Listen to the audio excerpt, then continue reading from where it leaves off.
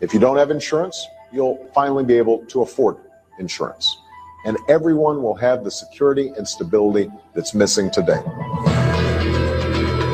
Health and Human Services Secretary Kathleen Sebelius did acknowledge some people will see their health care costs go up.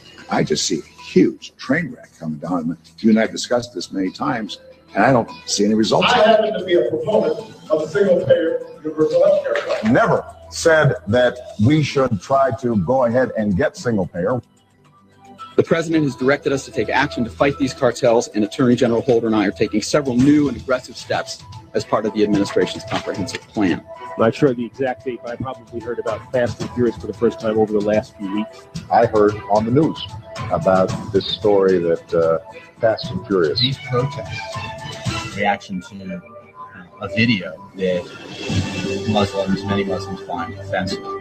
This video is disgusting and reprehensible. I don't care how offensive this video was, and it was terribly offensive. And we should shun it. What happened this week in Cairo, in Benghazi, and many other parts of the region was a result, a direct result of a heinous and offensive video. I asked her why the ambassador had said there was a demonstration when the embassy had reported only an attack. The fact is, we had 4 dead Americans. Was it because of a protest, or was it because of guys out for a walk one night who decided they'd go kill some Americans? What difference at this point does it make? Irreverent, but honest and tastefully tacky somehow. Here comes another hour of insensitivity training with Glenn Woods.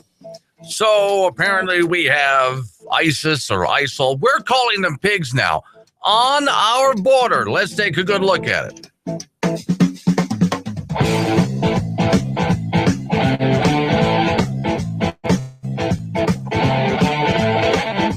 It's the Bold Republic Radio Show. My name is Glenn Woods. Thanks for joining me. As always, telephone number if you want to get in on the action. It's simple.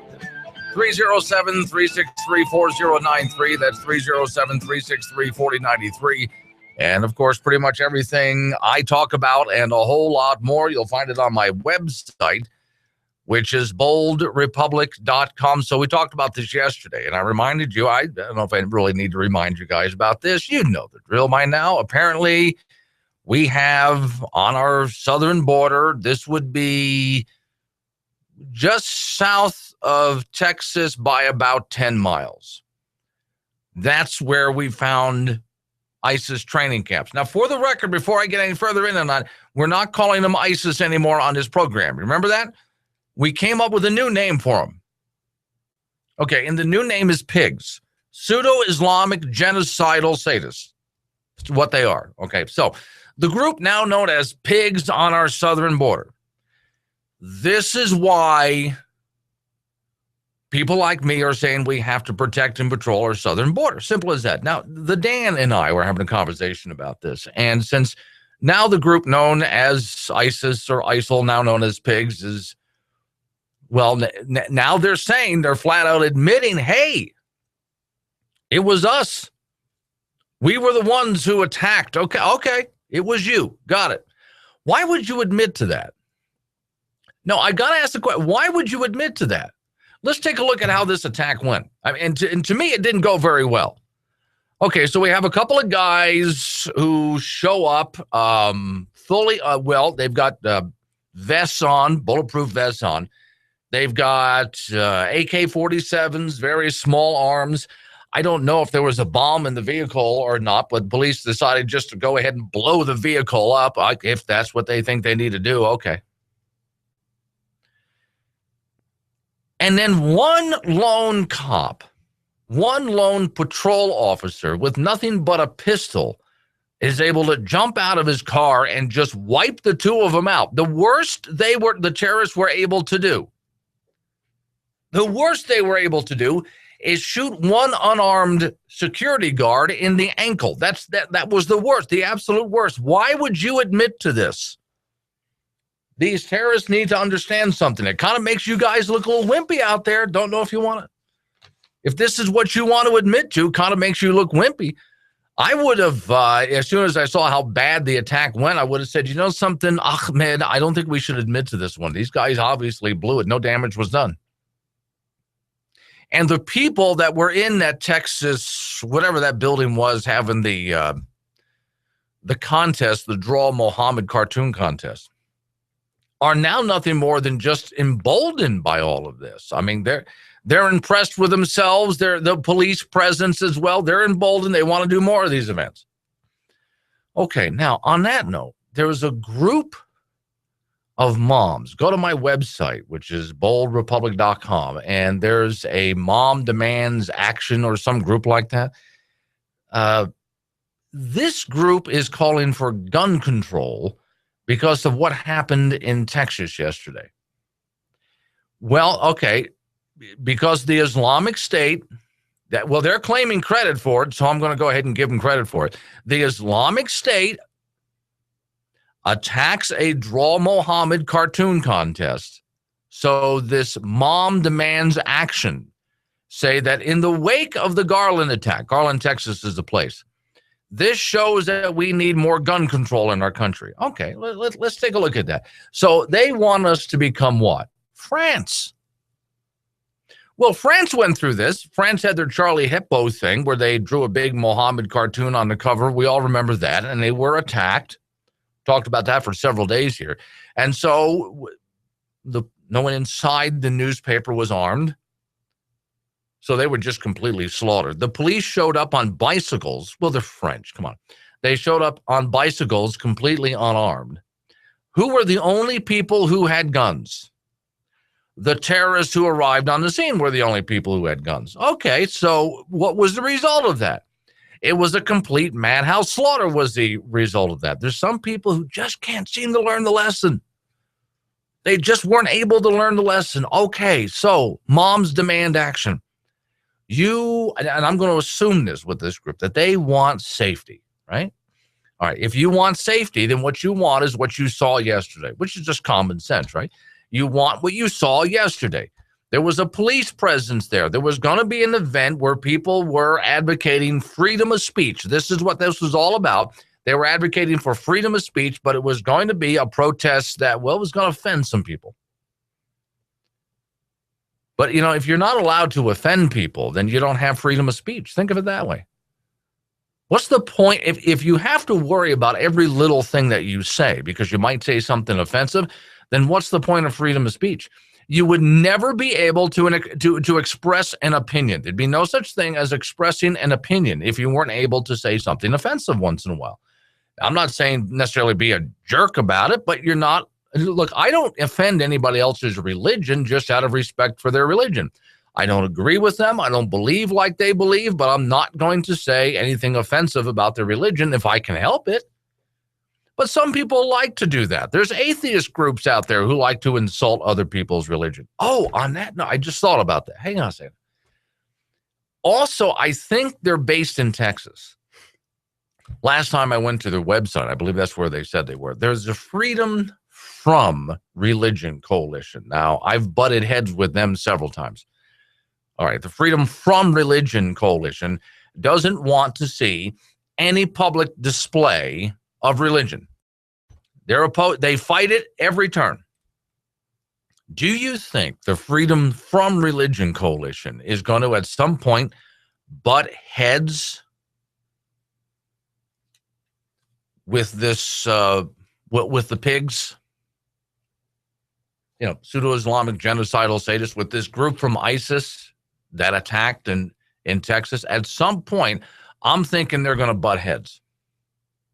Because the Freedom From Religion crowd is not going to want to see anything from the Muslim religion or any other religion anywhere they go. There's one group that wants an Islamic caliphate, and they want Sharia law for the nation. Okay, here's one group that wants it Sharia law, and the other group doesn't want any religion at all in this country. At some point, the two are going to butt heads. Here's the difference between the two at this point. The Freedom From Religion crowd, as much as I disagree with them, at least they fight for what they believe in a court of law. They go to court to fight for what they believe in. They make their case in court. But I don't recall them carrying guns. And as they attack primarily the Christian religion, so far everywhere I've gone, I've seen them primarily just attacking the Christian religion. I haven't seen them go, and maybe I'm wrong, but I haven't seen them go against out after anybody else. So if they're just attacking the Christian religion is going to fight back in America anyway in a court of law. You don't see them picking up guns and going after the freedom from religion crowd. What do you think is going to happen? At some point, the freedom from religion crowd is going to butt heads with ISIS, now known as pigs, pseudo-Islamic genocidal sadists. And when they do, one group is going to show up with guns. The other is going to show up with a bunch of briefs for the judge. Okay. So one group is going to open fire. The other group is going to mess their briefs. That's what's going to happen. That's not seriously what's going to happen. All right. So let's get back to Texas now. And this moms group, they swear to you the answer to this whole thing is just ban guns. This is what they're saying. Do you honestly think that this Islamic group would have, if there was a gun ban in Texas or in the United States, a total gun ban, that this Islamic group would not have shown up? I can tell you that they would have. Here, I can prove it to you. Let's go back to France, Charlie Hebdo. Well, one of the reasons the people there don't have guns is you're not allowed to have guns there. And the police are not even allowed to have guns there unless there's some situation which calls for, hey, we need, you got to go get the guns out of the locker because somebody's shooting. They have to go all the way back to the precinct, sign out for the guns, and then show up to whatever the hell's going on. Not very efficient. Okay. So there's a place where guns were banned, and yet these terrorists showed up with guns. So obviously the gun bans didn't work. Now, we talked about this after the Charlie Hebdo attack. We talked about this. Everything that ISIS was carrying when they showed up to attack that newspaper was illegal in that country. Every gun that they had was illegal to own in that country, was illegal to smuggle into the country. And yet they went ahead and did it anyway. Fat lot of good your gun laws do. So, okay. Just tossing it out there for you folks. If you want to defend your freedoms, and which is the purpose of government, by the way. Purpose of government is not to provide things for you. That's not what government does. Well, it's not what they're supposed to do anyway. And we see the result of what happens when government tries to provide everything for you, but that's a whole nother show. Purpose of government in a country like America is you were born a free person, an individual. And you, as a free-thinking individual, are allowed all sorts of rights. Not granted to you by the government, but all sorts of rights granted to you by birth. And government's job is to protect that. Now, we saw that on display in Texas yesterday. We saw that on display over the weekend, pardon me. We saw that over the weekend. Police doing their job and protecting freedom of speech. This is the purpose of government. This is what they are there for. You don't disarm the police, and you don't disarm the citizens either, who have a right to protect themselves against attacks like this. So, okay, here in Gillette, Wyoming, as it actually starts feeling like springtime out there, it's still windy, though. But we've actually had some springtime rain around here. And when people go walking into their houses with their stinking muddy feet, after a winter of walking into their homes with their stinking muddy feet, now you can look at your floors and think, that's a lot of water damage there. That's a lot of mud damage. Carpet Express Direct is available in Northeast Wyoming to either clean that or replace it. And it doesn't matter what kind of floor it is. Anything you got, they can replace. And they do free estimates, too. Located in Gillette, Wyoming, Highway 59, right next to Prime Rib Restaurant. That's Carpet Express Direct. Your national dead clock countdown for May 5th, 2015. 18 trillion, 215 billion. And now a message from future generations. You've ruined everything. You've ruined everything. This has been your National Dead Clock Count Up. I'm Professor Burke from Farmers Insurance, and this is 30 Seconds of Smart. So you want discounts on your home insurance? Upgrade your roof. Upgrade your plumbing. Get a burglar alarm. Get a fire alarm. Combine policies with your spouse. Bundle your coverage. Quit smoking. And, of course, talk to farmers, because the more you know about home insurance, the more you can save. We are farmers. Bum, ba-dum, bum, bum, bum, bum. Get smarter about your insurance at farmers.com. Stop by and see Lyle Austin, 201 West Lakeway Road in the Lakeway Professional Center, 686-5002. That's 686-5002. Daydreaming, son. It's time to get prepared. Time to get off your sofa and run yourself down to Surplus Unlimited in the Gun Traders building. Oh, 1, 2, 3, 4. 1, 2, 3, 4. Civilian soldier, they got everything you could need. That's right, the Surplus is unlimited. Surplus Unlimited ammo for babies and adults. That's right, babies need camos too. 10 different styles of camo. Oh, don't you look pretty. 550 cord, numerous colors, wool blankets, boots, hats, gloves, coats, shirts, tactical vests and belts, camping supplies, high quality army cots, and that hard to find P38 can opener. Save time, save money. Surplus Unlimited in the Gun Traders building. 801 Carlisle on the Douglas Highway across from the fishing lake. Gillette, Wyoming. Hello, Americans. This is Rod with your local American-made store here in Gillette, Wyoming, where it's always made right here in the USA. Have you seen our stainless steel art? It's beautiful. Yes, and he will do custom. Framed artwork. Check out our selection. Top-of-the-line stuffed olives, flavored olive oils. And yes, we have toys and Okabashi sandals. Free pocket constitution with purchase. We are the solution for this great nation. Get informed. Don't forget your veterans. God bless America, and buy American. It matters. MyMadeInAmericaStore.com. Do you live in Gillette, Cheyenne, Sundance, Laramie, Buffalo? Do you have a Class A CDL with a doubles endorsement? Do you like making money? If you answered yes, Aulick Leasing can help you. Apply online at aulickleasing.com or give me, Chris Anderson, a call, 308-633-4023. That's 308-633-4023. Gas-powered, diesel-powered, but have you ever considered driving a coal-powered car? Yes, overpriced, heavily subsidized electric cars are available now. I'm sure they'll take all night to charge, and they don't get anywhere near the mileage a gas-powered vehicle gets, and those toxic batteries made from rare earth minerals. Well, but by driving an all-electric car, you're supporting one of America's most important industries.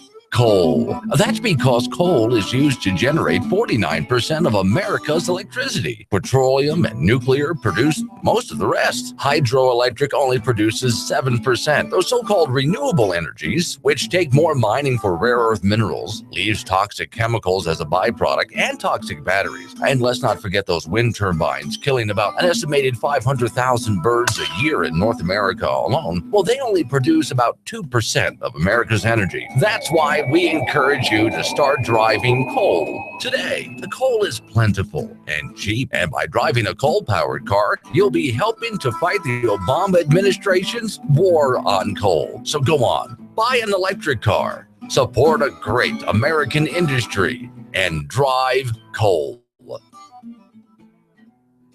So, yes, Glenn is pro-gun, but we only let him have one bullet, and we make him keep it in his pocket. Sound familiar? Inside that man's body is a little child calling out for help. Let's get back in there. Here's Glenn Woods.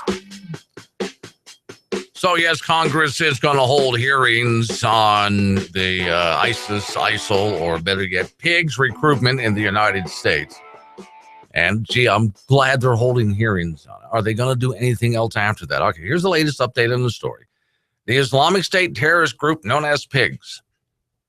It doesn't say that here. That's what I'm going to call it. Tuesday issued a claim of responsibility for Sunday's attack on a Texas cartoon contest featuring images of Muhammad, the Muslim prophet. The claim was made in an audio message by the group's radio station based in Syria, which is, they proclaim to be the capital of its self-proclaimed caliphate.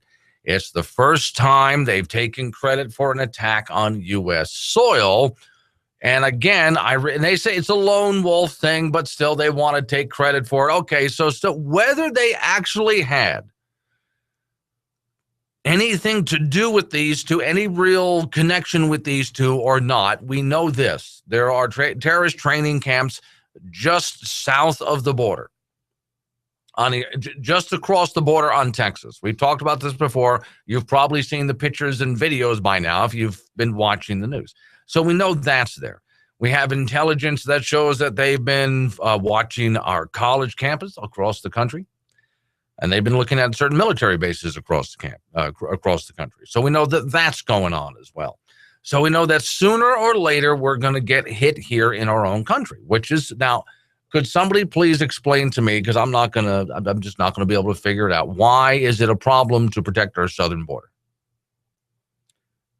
Well, for all of those who say, look, there are those, I haven't called for it myself, but there's those who've called for a military presence on our southern border. However you want to do this.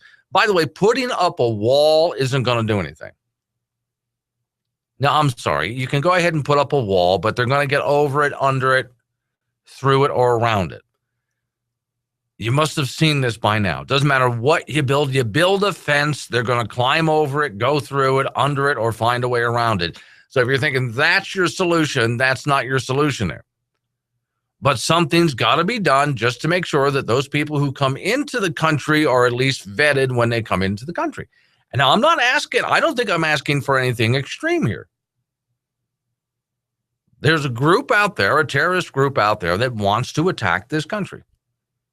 Well, they've already attacked it once. Well, a couple of those other attacks were lone wolf attacks, and they were called workplace violence. But they have attacked us, which is what 9/11 was.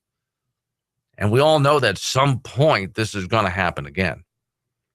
And at some point they're going to get through and actually score a hit somewhere. So doesn't it make sense to strengthen our borders and just vet anyone who wants to come into this country? Now, at this point, I'm not even talking about illegal immigration. We've talked about that before, too. There's a reason for vetting illegal immigrants who want to come to America to work and live. Want to make sure no criminals get into the country. That would be the first thing. Just don't want we have enough criminals of our own. We don't need more. So that's the first one. No criminals in the country. Second, if you're coming here just to mooch off of free stuff, we don't need you here. We already have enough people mooching off of free stuff, and it's enough problem as it is. Finally, we don't want anyone coming into the country that has a disease that this continent is not used to. So for that reason, we want to vet at our border. But now one more reason, add to it, there's people who want to attack us, and they're finding that they can just walk across the border. In fact, I get a kick out of Project Veritas. Worth looking up if you've never looked at them up on YouTube. Just look up Project Veritas. And they decided just to, dress up as various terrorist leaders, including Osama bin Laden.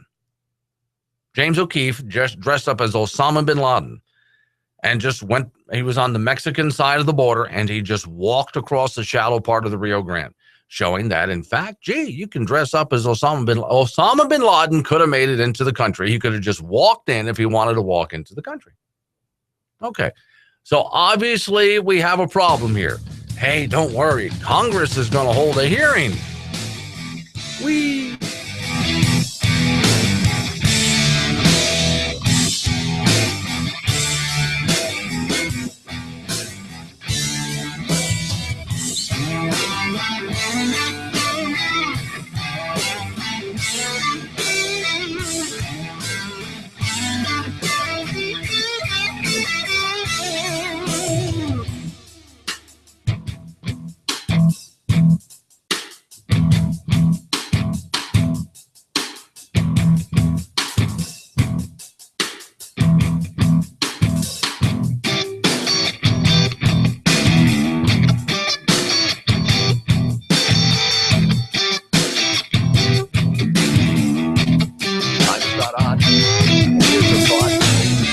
In addition to being a little-known celebrity, I also do professional voice work. I thought you might like to get a behind-the-scenes peek at my work on the latest movie trailer. Listen in. All right, here we go. 3, 2, 1. What if there were a place where nothing was impossible? A place where the best and brightest people in the world, all of the great thinkers, came together to actually change the world for the better. Many of the things that seem impossible now will be reality tomorrow. An experimental prototype community built on systems that would make people work together better, optimizing the human race. An enigmatic place somewhere in space and time that exists in our collective memory as Democrat Land. Democrat Land is a place for dreamers, where the future is what we make of it. If you can uncover the path, another world awaits you, where anything is possible. Democrat Land. It's more about the journey than the destination. Rated D for graphic violence, graphic sex, graphic language, graphic novels on graphic paper, scenes of intense jeopardy involving women, children, innocent rioters, and looters at the hands of oppressive police. Some material may be inappropriate for people with historical knowledge or rational thinking habits. Children under 14 not admitted without social worker. Democrat Land contains no smoking but high taxes on cigarettes and no petroleum products but high taxes on gasoline. Because compassion defines who we are as a people, anonymous government agents will distribute all charity. Because tolerance is our primary value, we invite political opponents to sit down and shut up or be audited by the IRS. We know what you have to say anyway, since the NSA monitors everything. Since greed is bad, no gambling is allowed in Democrat Land, except where the government takes at least 50% of the proceeds. No edible animals were harmed in the making of this film. All scenes of fun and enjoyment are obviously fictitious. Any resemblance to persons living dead or undead is purely intentional. Any resemblance between the words of this video and trailers for Disney's Tomorrowland movie is practically verbatim and for purposes of derision only. Democrat Land, coming soon to a city near you. I'm Scott Ott, and there's a thought. Hello, welcome to Coffee Cabana. Our special today is the popular Mocha Mocha Kappa Mocha Kappa. What can I blend for you today? Cup of coffee, please. I'm sorry?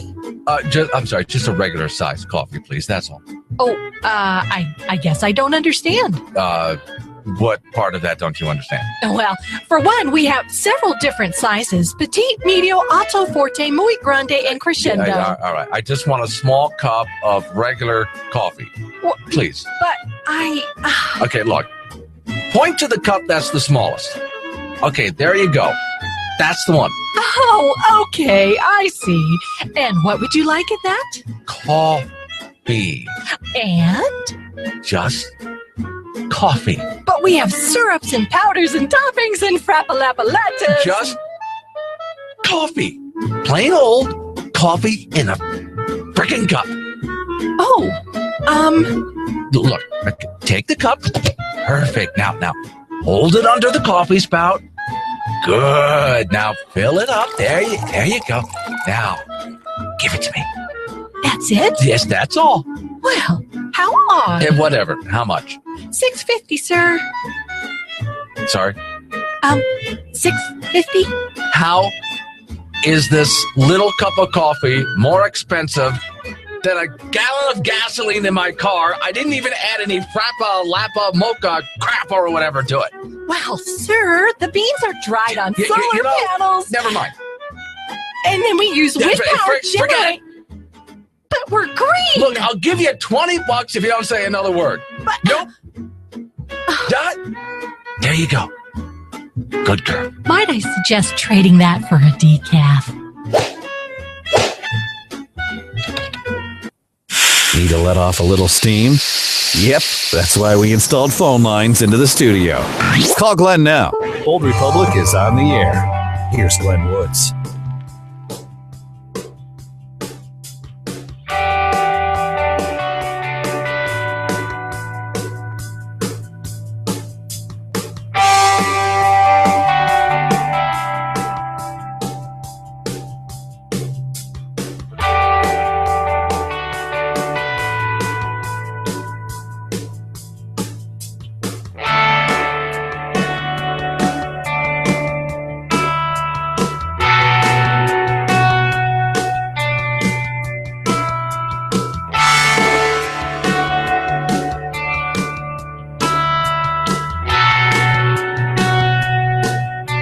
It's the Bold Republic Radio Show. My name is Glenn Woods. Thanks for joining me.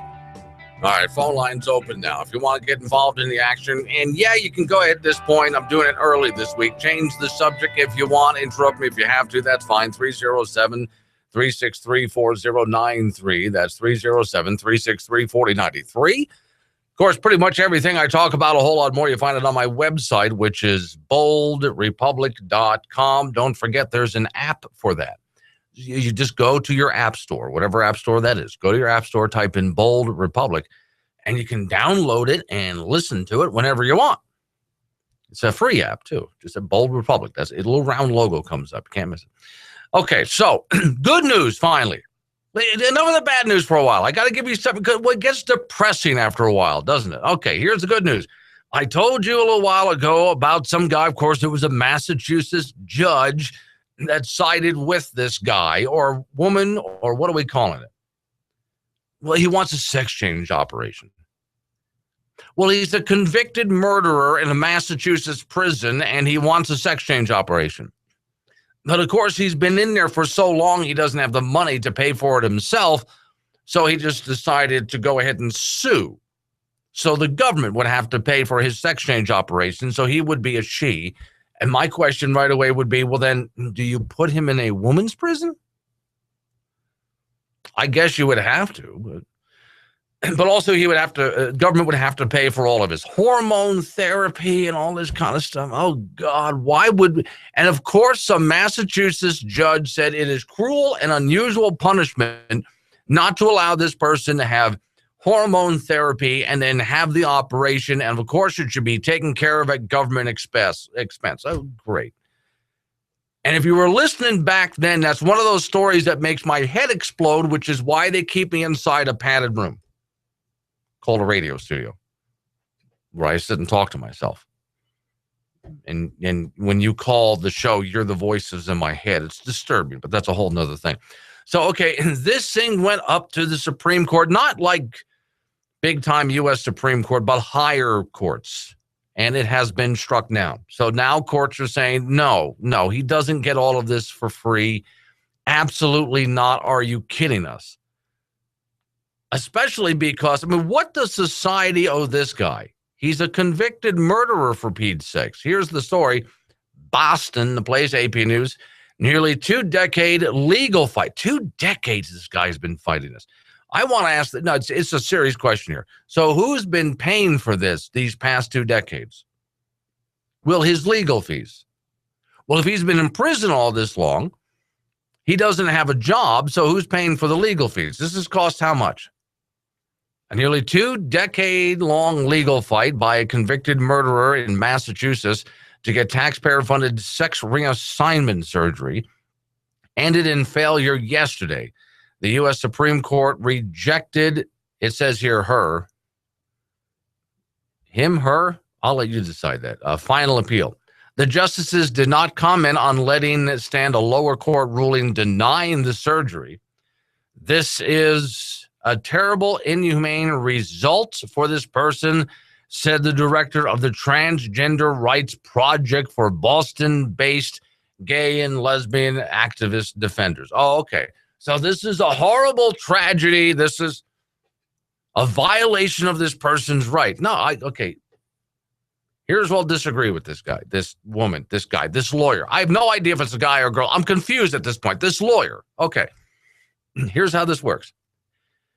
So this convicted murderer can go ahead and get a sex change operation if he wants to become a she. Absolutely. Go right ahead and do it. So raise the money. Can't get a job to pay for it? Then maybe you can go take donations. I'd like to ask this activist group, why don't they raise the money so this person can get the sexual reassignment surgery that this person wants? Why does it have to be on the taxpayer's dime? If it's such a tragedy, look, don't ask the taxpayers. Society doesn't owe this guy anything, or girl, or whatever, because he's sort of in between at this point.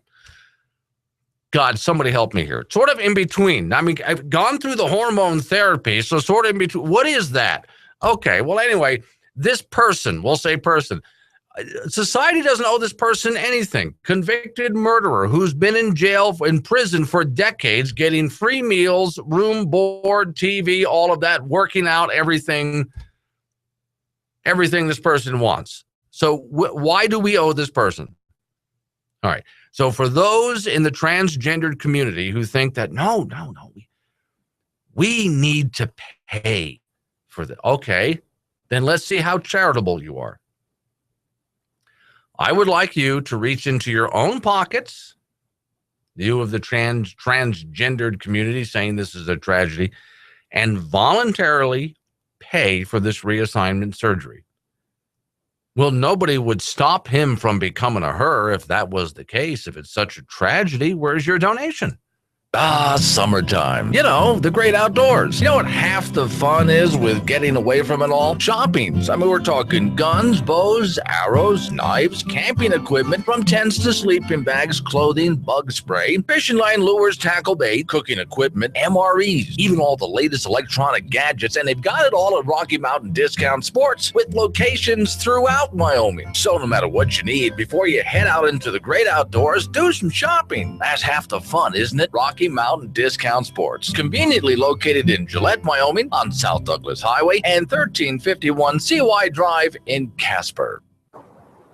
Where will Wyoming be by the year 2100? Are we building a future for our children, or are we stealing it? Right now, government employees who expect a retirement check will find their pension fund broke in just 14 years. Wyoming's pension will go the way of pensions of Detroit and Illinois, which are already bankrupt. If we want Wyoming to still be a viable state at the next turn of the century, we can't let it go bankrupt. Wyoming needs to set the example and not saddle future generations with today's debt. Visit Wyoming2100.com for a few ideas on how we can avoid spending traps that are bankrupting so many other states. Wyoming2100.com. The long view, the right road.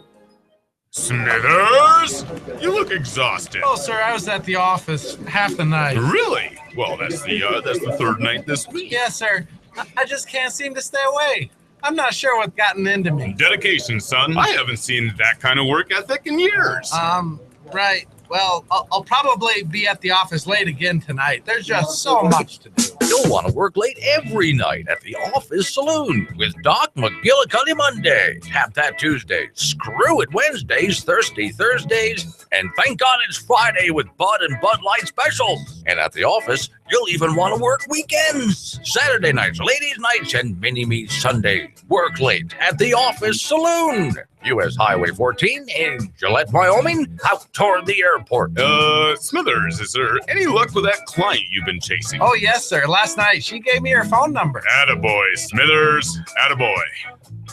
Honey, Mommy needs to borrow some money. What, again? But what happened to my birthday money that Grandma gave me that you borrowed? Christmas is coming soon. I'm sure you'll get more from her. And I caught Dad in my piggy bank the other night. What's going on? Well, since the federal government is determined to spend all of your money before you've earned it, we just figured we'd get there first. You spent all my inheritance, haven't you? You're young. You'll have plenty of time to earn it back. This public service announcement is brought to you by Bold Republic Financial Services. Well, we're advising you to spend all of your children's money and grandchildren's and great-grandchildren's before the government gets hold of it. Because if they get a hold of it first, there'll be nothing left for you. I'm putting you two into a government rest home when you get old. Oh, no, honey. We'll all be homeless long before that. Yeah, I know, Mom. But they offered me more money to produce Glenn's show now that it's syndicated. Sure, I know. Stocking shelves at Walmart at 2 a.m. has a heck of a lot more prestige than... Whoa, hang on, Mom. Be right back. Let's get back in there. Here's Glenn Woods. Oh, come on, Mom. Stop crying. So, okay, I want to explore this idea just a little bit more here. All right, for those just joining me, here's a story that I was just coughing up for you. Real simple story. So there's this person... guy, girl, I don't know, because she is sort of in between. For the purpose of the story, they continue to call this a she because that's what she wants to be referred as. But okay, wanted in prison for murder, wanted gender reassignment surgery, wants the taxpayer to pay for all of the hormones, wants the taxpayers to pay for all of the surgery. And right, of course, a transgendered group out there wants to know why we're not willing to do this. This is a tragedy, obviously.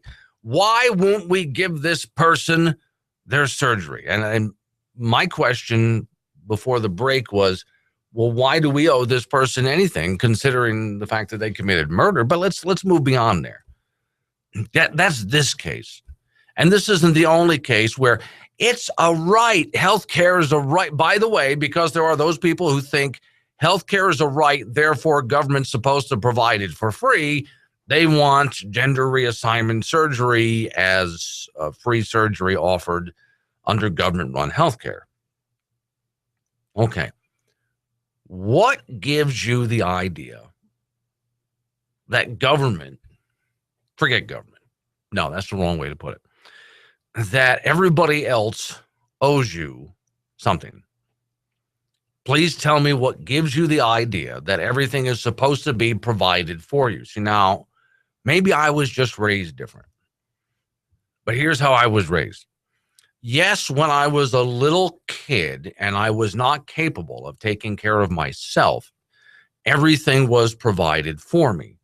But as I grew up and became an adult, then things were no longer provided for me. I was supposed to provide them for myself. That's part of the process of growing up. It's also part of not being a burden on other people. You're supposed to be able to provide these things for yourself. Get out there and figure it out. Life can be hard. Yes, everybody hits financial hard times at some point in their life. Yes, we all get that. There's nothing wrong with, if you have plenty, seeing people who don't have a lot and deciding you're going to help them out. That's a good thing. Being charitable is a good thing. But what gave you the idea that everybody else owes you? Yesterday, I accidentally, while just sort of talking about college kids here on here, accidentally stumbled across something. You know, we taught our the next generation, we taught them well. See, my father's generation, my parents' generation were Great Depression, World War II. They grew up with nothing. They had to earn everything the hard way. And they wanted to make sure that the next generation had more than they had growing up. And so they made sure not just to provide a lot for their kids, a nice house, toys, here's your first car, here's a television in your bedroom, here's a college education, and when they died, here's your inheritance. But that generation didn't do the same thing. Not everybody, but there's a bunch of people out there who are borrowing from future generations. And so we're going to leave debt for future generations. And we've taught them well, because the next generation that's in college right now, some of them are starting to scream for not just free healthcare, but they want a free college education too. And so many other things are supposed to be free and just given to them. Well, how is that paid for? Well, that debt is going to be dumped on the next generation. So you see, we've really worked this out well. We've really taught our children well. We no longer live in a society, for the most part, where people work hard not just to provide for themselves, not so they're not a burden on society, but they make sure to work hard so the next generation can have something, at least a starting point, if not have more. At least have it's easier. They're not starting from zero. They had an inheritance. They had a nice home. They had a good education provided for them by their parents. But that's not what we're dealing with anymore, is it? No, instead, everything is supposed to be given to you for free for some reason. It's an entitlement society. It's an entitlement mentality. Where did that come from?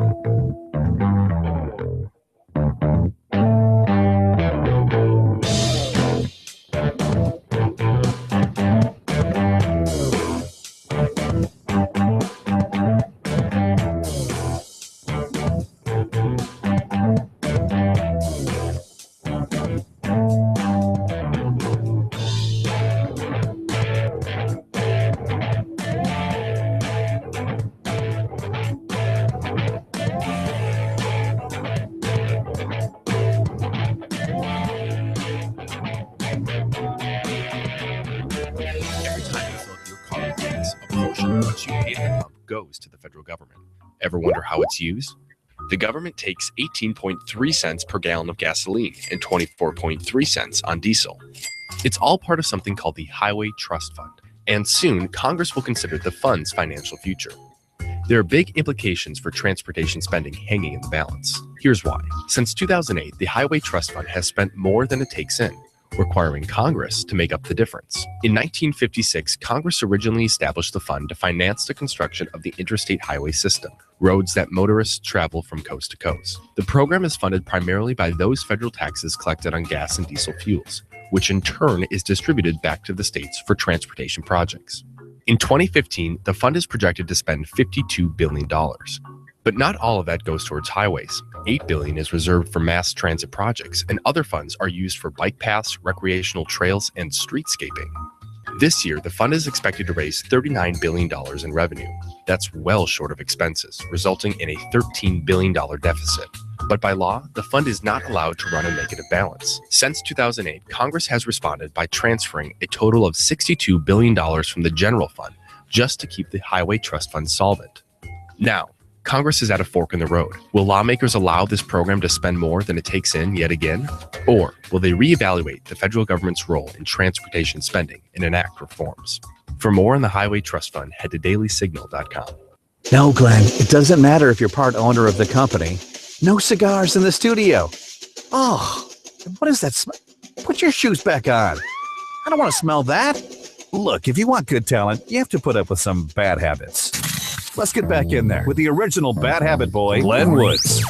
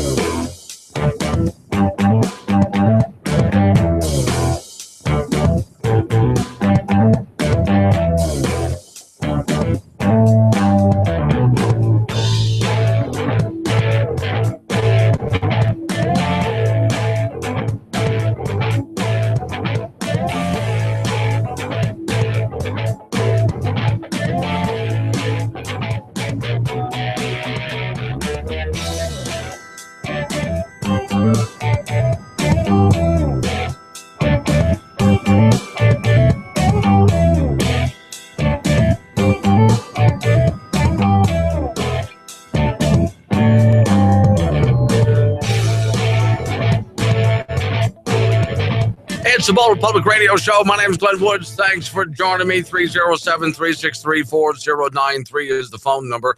Oh, you know what I haven't looked at yet? There's also people that are watching and listening on social media. They drop me notes. Yeah, there you go. I see you guys now. You can drop me notes, and I'll answer them on air. Like, for example, Lee is watching on video stream. Said, so some dude in prison for life, the only way he'd be able to see a woman naked in the showers would to have reassignment surgery. Oh, I'm not even finishing your comment, Lee, and I see where you're going with this. No, this makes complete sense. This is a scam, isn't it? He said, I'm thinking he may have other motives for just believing that this is the wrong gender at birth. Oh, Lee, that's good. I hadn't thought about that as an ulterior motive. Yeah, so here he is in prison for decades, and he hasn't seen the naked female body in decades. And he wants to see that again. He wants to get in the shower with some women. What guy doesn't? Okay, so he's not going to be able to do that unless he can find some woman that's going to give him conjugal visits. So there he is, stuck in prison with all these guys. He's had about enough of that. If he gets gender reassignment surgery, they have to put him, now or her, into a female prison, and he gets to shower with everybody. Oh, okay. Now, see, the only flaw in that thinking, Lee, and I don't know, I'm just thinking out loud here, is he would have to, would have gone through hormone therapy. And so what else does that change? Maybe he's still attracted to the same thing despite the hormone therapy. I don't know how that works. But you're right. there's a possibility that this might just actually be an escape attempt from a male prison to a female prison. There might also, Lee, if you're right about this, there might also be another flaw in the thinking here. Just tossing it out, Lee. Just tossing it out there. You tell me. So, which do you think is more dangerous? A male prison or a female prison? Which would be scarier to be in? If you had to spend the rest of your life in prison, would you want to be surrounded by a bunch of men or a bunch of women? Depends on which one do you think is a possibility going to end your life. And I'm sorry, but, we've all seen women freak out. Those of us who have been married or are currently married, you know what I'm talking about. So I don't know. It's a tough call, isn't it? It's a tough, there's a lot of decisions, but I like where he's going with that. Maybe this guy's just trying to get out and get into a woman's prison just so he can be around women all the time. And, think about it. He could walk into the woman's shower and not seem creepy at all because he would be a woman himself at that point. And look at whatever he wants and wouldn't be a problem. Creepily. Very creepy theory that you have there, and I'm with you all the way on. Okay. Let's get back, since I was talking about this entitlement. Oh, Lee says scarier prison depends on I'm not going there, Lee. No, we all thought the same thing. Depends on the time of the month. Okay, fine. We get it. I was thinking it. I didn't want to say it out loud. You made me say it out loud. Thanks a lot, Lee. Okay, let's go back to the entitlement mentality, because this all starts with an entitlement mentality that there are those people who think this guy should have this surgery and it should be paid for by the taxpayers. And we're supposed to give everybody free health care. It's never free, by the way. There's no such thing as free health care. It doesn't exist. You're supposed to get a free college education. There's no such thing as a free college education. You don't know that you're going to pay for that? Okay, but there's this entitlement mentality. Let's take a look. Since Baltimore has been in the news, let's take a look at Baltimore for a minute. I told you guys yesterday that after the Recovery and Reinvestment Act, the stimulus money literally dumped billions of dollars into Baltimore. Billions. And did not improve anything. The schools were not improved. The police force was just as violent as ever. Extra jobs, billions of dollars dumped in. We ended up with how many extra jobs out there? Like 270 extra new jobs created out of the stimulus. And I wonder if those jobs were permanent or temporary. I have no idea. This is your entitlement mentality. If we could just dump enough money into it. I'm going to classify two different categories of people. And tell me what you think. There's one category of person who gets up early in the morning, really early, and rushes to work and wants everybody to get out of their way so they can accomplish something with their day. You know the type. They're usually called type A personalities. But this is what they want. I'm going to accomplish something with my day. I'm going to get up early in the morning. By God, I'm get out of my way. People like me, who one of the reasons that I can't stand so much government bureaucracy is because they're in my way. Get out of my way. Then there are those people who get up every single morning and wonder where's their free stuff. Okay. One group deserves your respect, because they add to society. The other group does not deserve any respect, because all they're doing is taking from society. So you got to ask yourself each and every morning, so which group do you want to be a part of? Simple question with a real simple answer.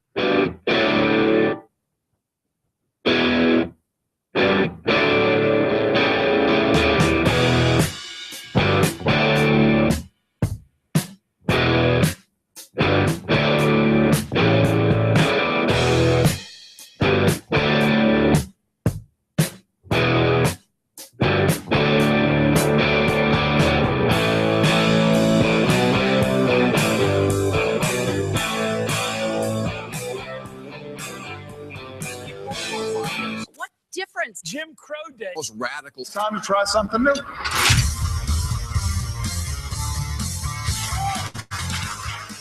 Hey everybody, welcome to News Busted. I'm Jody Miller. Let's get started. A large majority of Democrats still want Hillary Clinton to be their presidential nominee. Pundits say what Hillary lacks in charisma, she more than makes up for with her lack of accomplishments. Even more problems are ahead for Hillary. Fox News is reporting that Donald Trump wants to see her birth certificate. A new study finds that Obamacare is enticing more Americans to apply for food stamps, or, as President Obama calls it, a win-win. According to the CDC, senior citizens are catching sexually transmitted diseases at record rates, which is why one should always use protection when having sex with Madonna. The number of patients facing long waits at VA hospitals has not decreased at all. White House sources say President Obama is aware of the situation and is already pretending to act outraged. In the lead up to the 2016 presidential election, CNN has hired 40 new political reporters. So CNN now officially has more political reporters than viewers.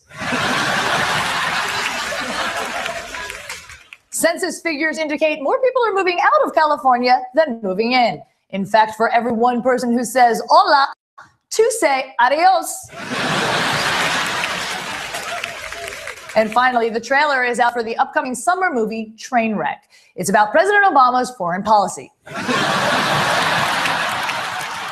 Thanks for watching News Busted, everybody. I'm Jody Miller. Make sure to tell your friends about it. So we'll catch you next time.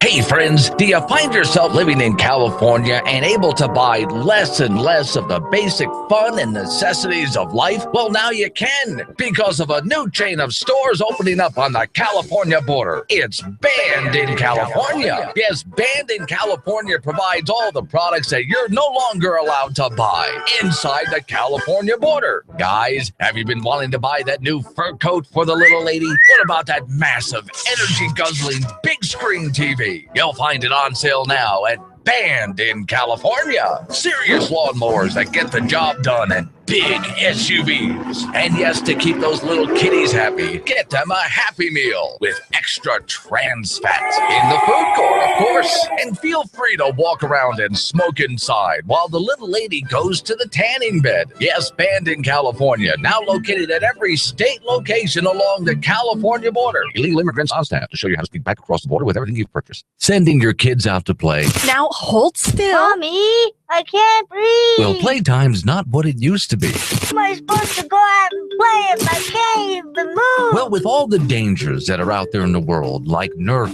soccer balls, hugs, and who knows, your kid might come across a 5-year-old selling lemonade on their front lawn after school. Now this is for your own safety. Put your helmet on. It's hot all this stuff. Don't take any chances in today's dangerous world. Make sure to bubble wrap your kids before they step out the front door. This isn't fun anymore. I don't want to go out and play if it isn't fun anymore. Don't forget knee pads, shoulder pads, elbow pads, and helmets. Earplugs in case you hear any offensive words. 911 on speed dial on their cell phone. The number of a counselor, just in case they see, hear, feel, smell anything that might be considered remotely offensive. Better idea, just keep them inside. It's far too dangerous out there in the real world. Did you hear? The government is giving away free guns. Yes, free guns. Gun manufacturers around the nation will be mandated to give every citizen a free gun with ammunition. As you know, the U.S. Constitution states that you have a right to bear arms.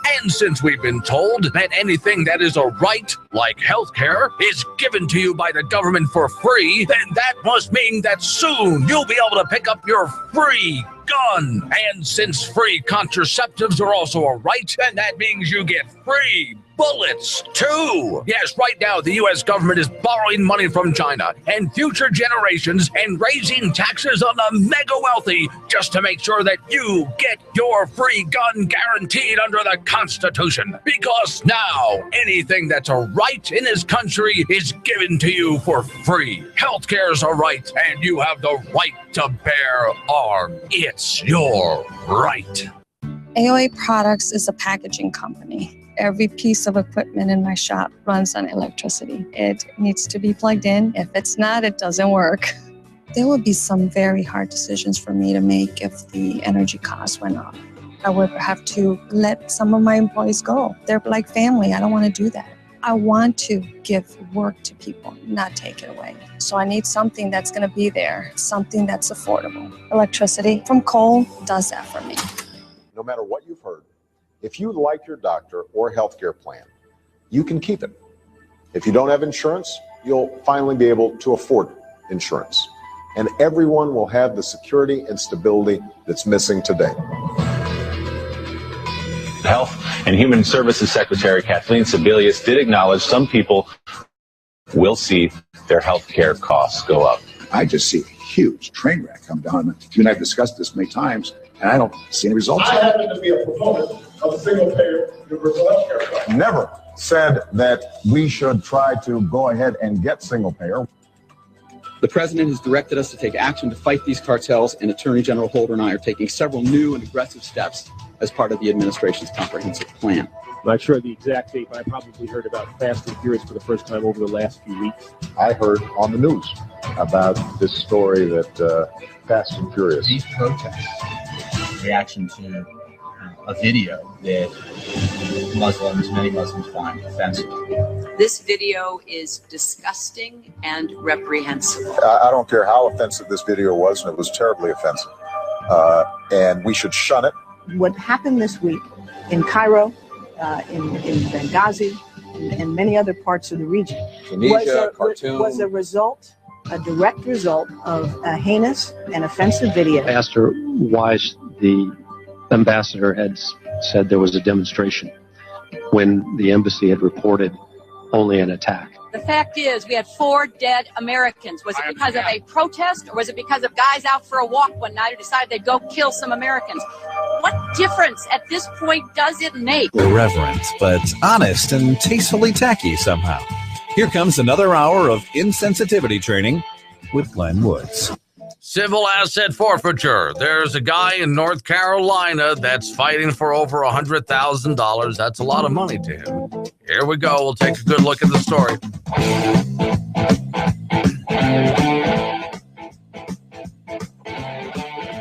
It's the Bold Republic Radio Show. My name's Glenn Woods. Thanks for joining me. Phone number 307-363-4093.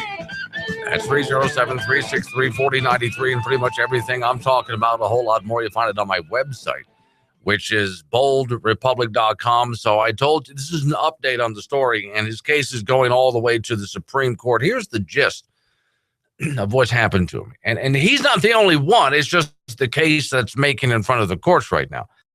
We've talked about civil asset forfeiture on the state and local level. Well, local like cities like Philadelphia. And state levels, Wyoming, Montana, and of course, Governor Matt Mead vetoing a reform to civil asset forfeiture. That's a whole different story. But what about federal civil asset forfeiture? Well, in this case, you know, your federal government said that if you deposit $10,000 cash, there's a red flag. And that red flag says, obviously, you would be a drug dealer or involved in some criminal activity if you were depositing $10,000. So they're going to investigate you. And then they upped the ante on that. Okay, now what's going to happen is you deposit $10,000 or more in cash, they're going to seize that money. And the problem there is this is now guilty until proven innocent. You have to go prove that that money was not involved in any criminal activity. That's not what you were using it for. You have not been charged with a crime at this point, but good luck going to get your money back. And the government certainly drags its feet in even filing any kind of charges or getting to court. So it may be years before you can even see a judge. And no, you don't get to say, hey, we're going to up the process here. I'm going to sue the federal government so we can go to court right now. You're not allowed to do that. The rules are set against you. They rigged the rules against you. So that's what's in front of Supreme Court right now. There is this, I really feel bad for this guy. But there's this poor gentleman in North Carolina. His family has owned for several generations now just a tiny small town convenience store in rural North Carolina. And one day, the IRS showed up and informed him that they had seized his money. They told me that I was had been structuring deposits, and therefore they had seized all my assets. They seized a little over $100,000 out of the my business account here, which was all that was in there. Took 13 years to get it, and less than 13 seconds, I guess, to take it away. Lyndon McClellan is a convenience store owner in rural North Carolina, and the latest in a string of small business owners targeted for civil forfeiture under the structuring laws. Okay, so that's what's in front of the Supreme Court right now. Now, and this shouldn't be hard to figure out. Well, and by the way, you don't necessarily have to. There's one of the ladies who's gone to the Supreme Court, and thank God for the Institute for Justice for filing suits like this. There's one lady who deposits on a regular basis under $10,000. Now, she runs a restaurant in a different state. And so because of this restaurant that she runs, and she doesn't take checks. She's had bad checks before. She won't take a check. She doesn't take cash. She's had that problem before. She's not going to take cash. Did I say cash? Credit cards. Because credit cards do a fee. Every time she runs a credit card or a debit card, the bank charges a fee. So she's not going to pay that. So she's not going to do the credit card or debit card thing, and she's not going to accept a check. She only does cash. Now, the people who in that small town understand and love her restaurant, her little family-owned restaurant. But because she's depositing on a regular basis thousands of dollars every single day, that sets off the red flag. Now, remember I told you, the red flag is supposed to be above, $10,000 or above. But no, in this case, they're suspicious because, well, you're depositing less than $10,000. And obviously, you're just doing that to avoid the red flag. Therefore, obviously, you're guilty of whatever, the following.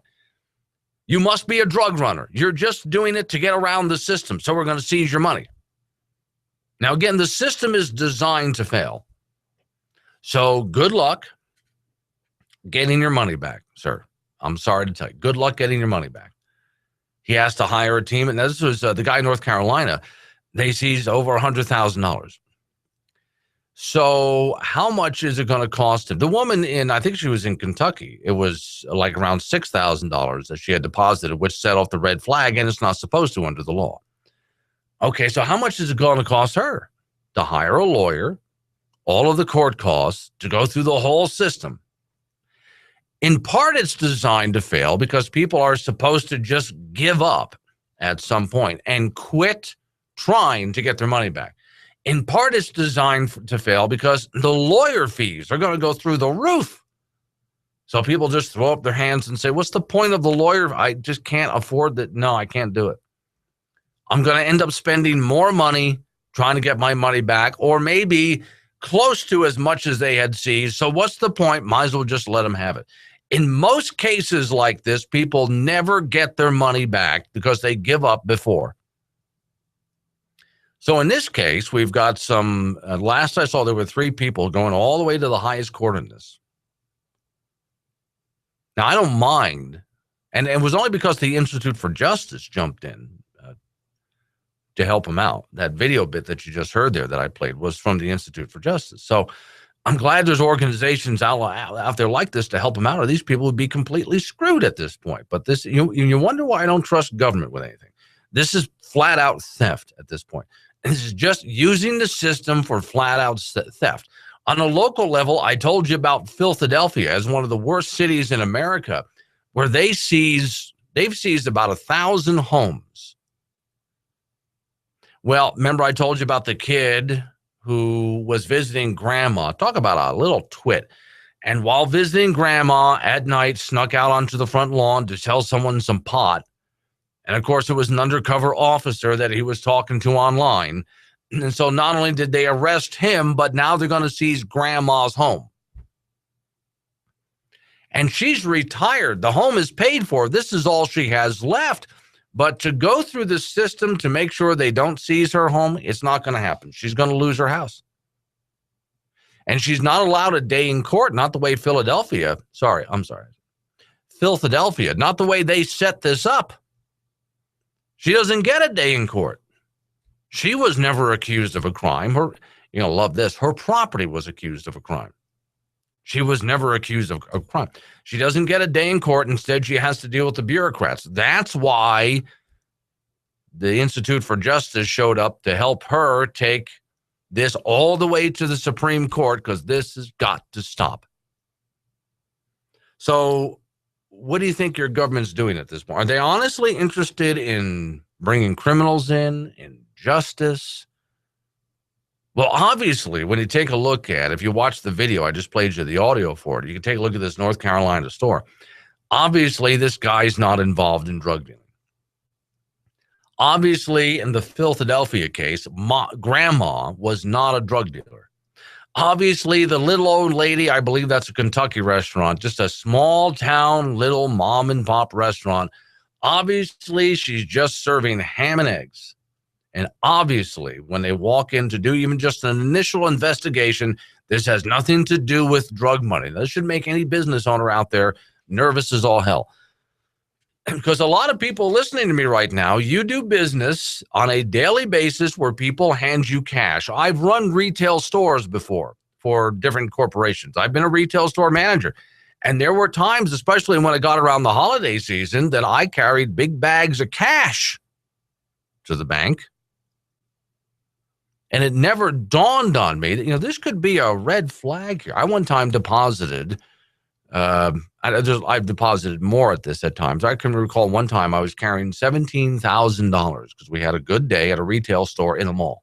$17,000 in cash to the bank. Now, I was worried about somebody in the parking lot mugging me. When I arrived at the bank, it was a night deposit box, which is like a safe. It's like dropping things into a safe that's connected to the bank. There's a special key for it and all that. And I thought, geez, if I were a mugger, it wouldn't have been the parking lot of the mall. I would wait for someone at the deposit box here to mug me, to mug. I was actually worried about it. I'm looking around the whole time. I'm dropping the deposit in. Is somebody waiting for me?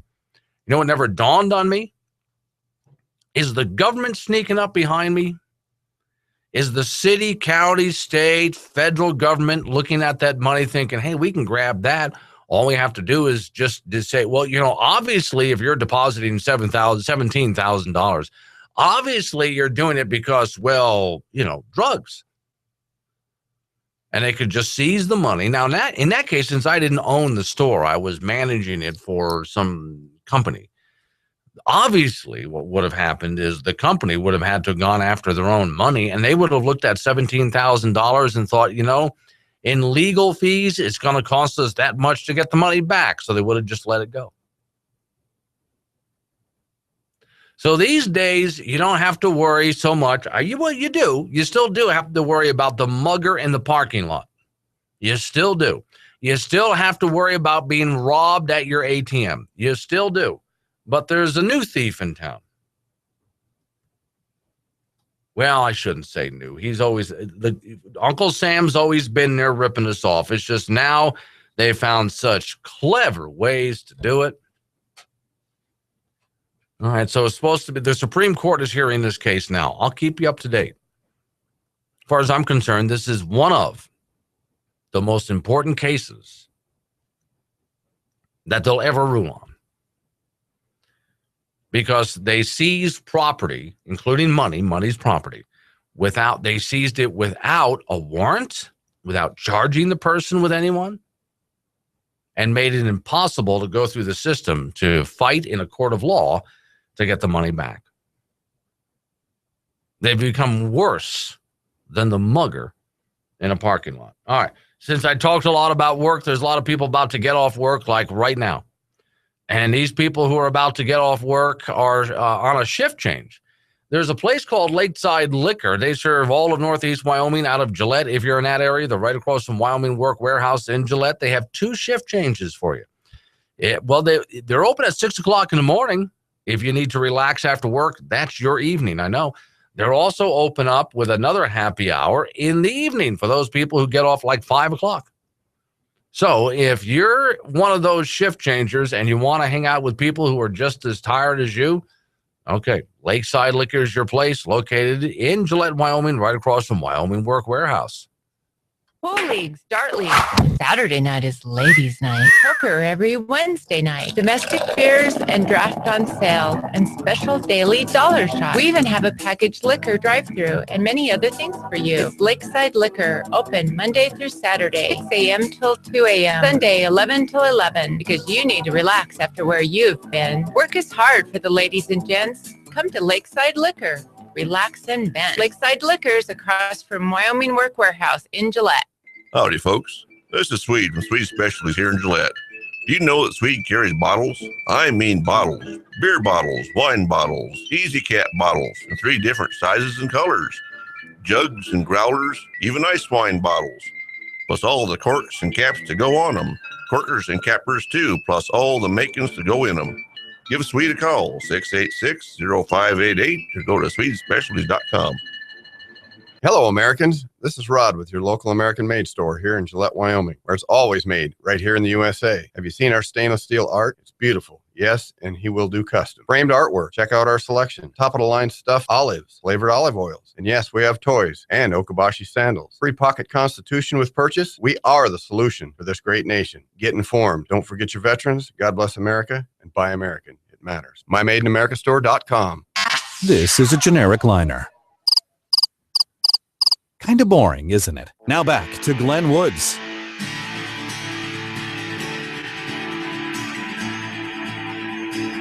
So, tin hat moment. I like to warn you about these things in advance. This is the tin hat moment. You have now just a moment or so.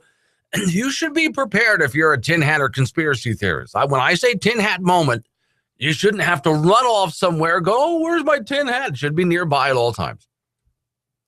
If you're really good at it, you got some tin foil in your pocket that you can pull out and unravel and wrap it around your head. You never know when this is going to happen. Tin hat moments can happen at any time, so be prepared for it. Okay. So I've given you now ample time to either make a tin hat or put on the one that you always have, your trusty old tin hat somewhere. Got it? Okay, ready to go? All right. Some people already know about this. Here are the details. How the NSA converts spoken words into searchable text. Yeah. Technology. See, on the one hand, I just love modern technology. On the other hand, story reads, most people realize that emails and other digital communications, what they were once considered private, can now become part of a permanent record. So by the way, and remember this, I've said this over and over again, whenever you do something on a computer, whether it's you're typing an email, you're talking on your phone, you're texting someone, whatever it is, immediately just assume that, hey, you are out there for the world to see.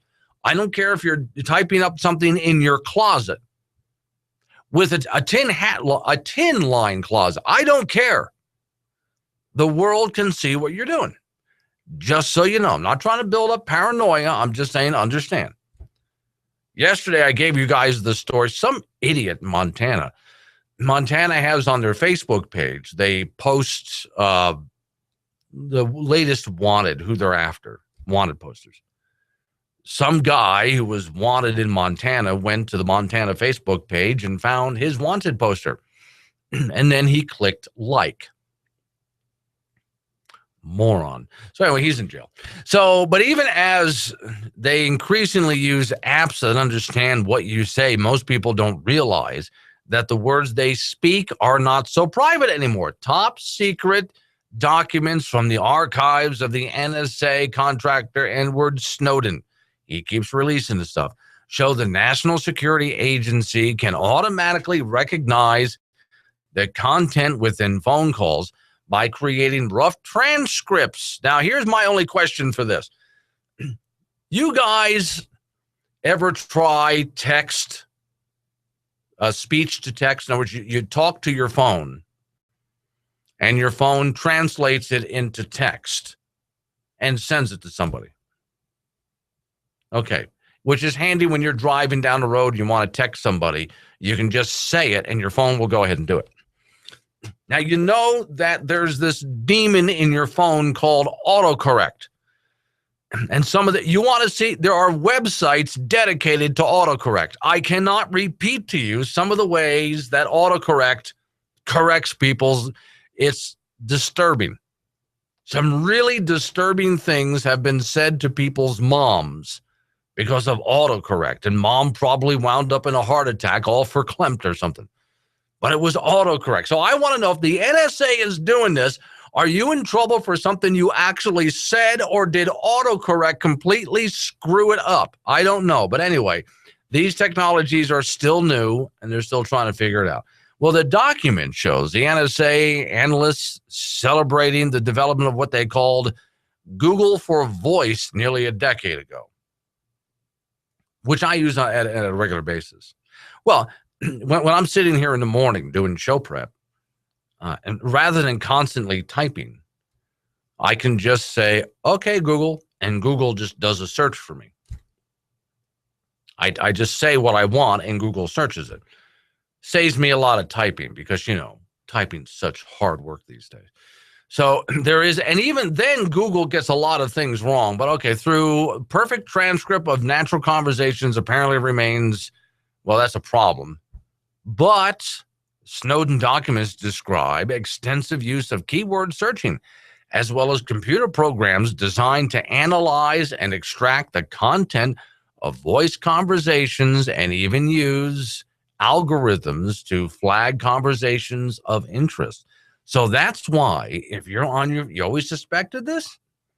Well, the Edward Snowden documents show this now. You can be on your phone talking about something and use certain keywords, and all of a sudden your contents is flagged. Now, if you're thinking, here's the real scary part. You did go off and get your tin hat, right? Okay. Here's the real scary part. So let's say you're not currently making a phone call, but your phone is in the room. That device is still on, just so you know. Kind of like if you ever walk into, I told you this guy's story a while back. There was a kid who, the high school handed everybody little computer notebooks to take home for school. And one night when he was in his bedroom, he looked over and thought, my computer's off. Is the camera on? Because the light for the camera shows that the camera's on. Yeah, the camera was on. Someone from school thought that he had stolen the computer, and so they were looking for where the computer was, so they turned it on and turned the camera on from a remote location, just so you know. You're freaked out now? Okay, well, the document provided by Edward Snowden includes vivid examples of such use of speech recognition in war zones like Iraq and Afghanistan, as well as Latin America, but they leave unclear exactly how wide the agency is spying. Interesting. Now, I see you don't mind if they're using this technology against our enemies. I mean, that's just cool, isn't it? Okay, but you do mind if they turn that on you, and you know they're going to turn it on you. So, okay, I didn't mean to freak you out. I just want you to know the technology's out there. It is available. The best thing you can do if you want to have a private conversation is not be around any electronics. Just so you know, this is what the NSA can do. The president swore, we're not listening to your phone calls. Oh, of course they are. Just only if the phone call for some reason is flagged. Then they're listening to it.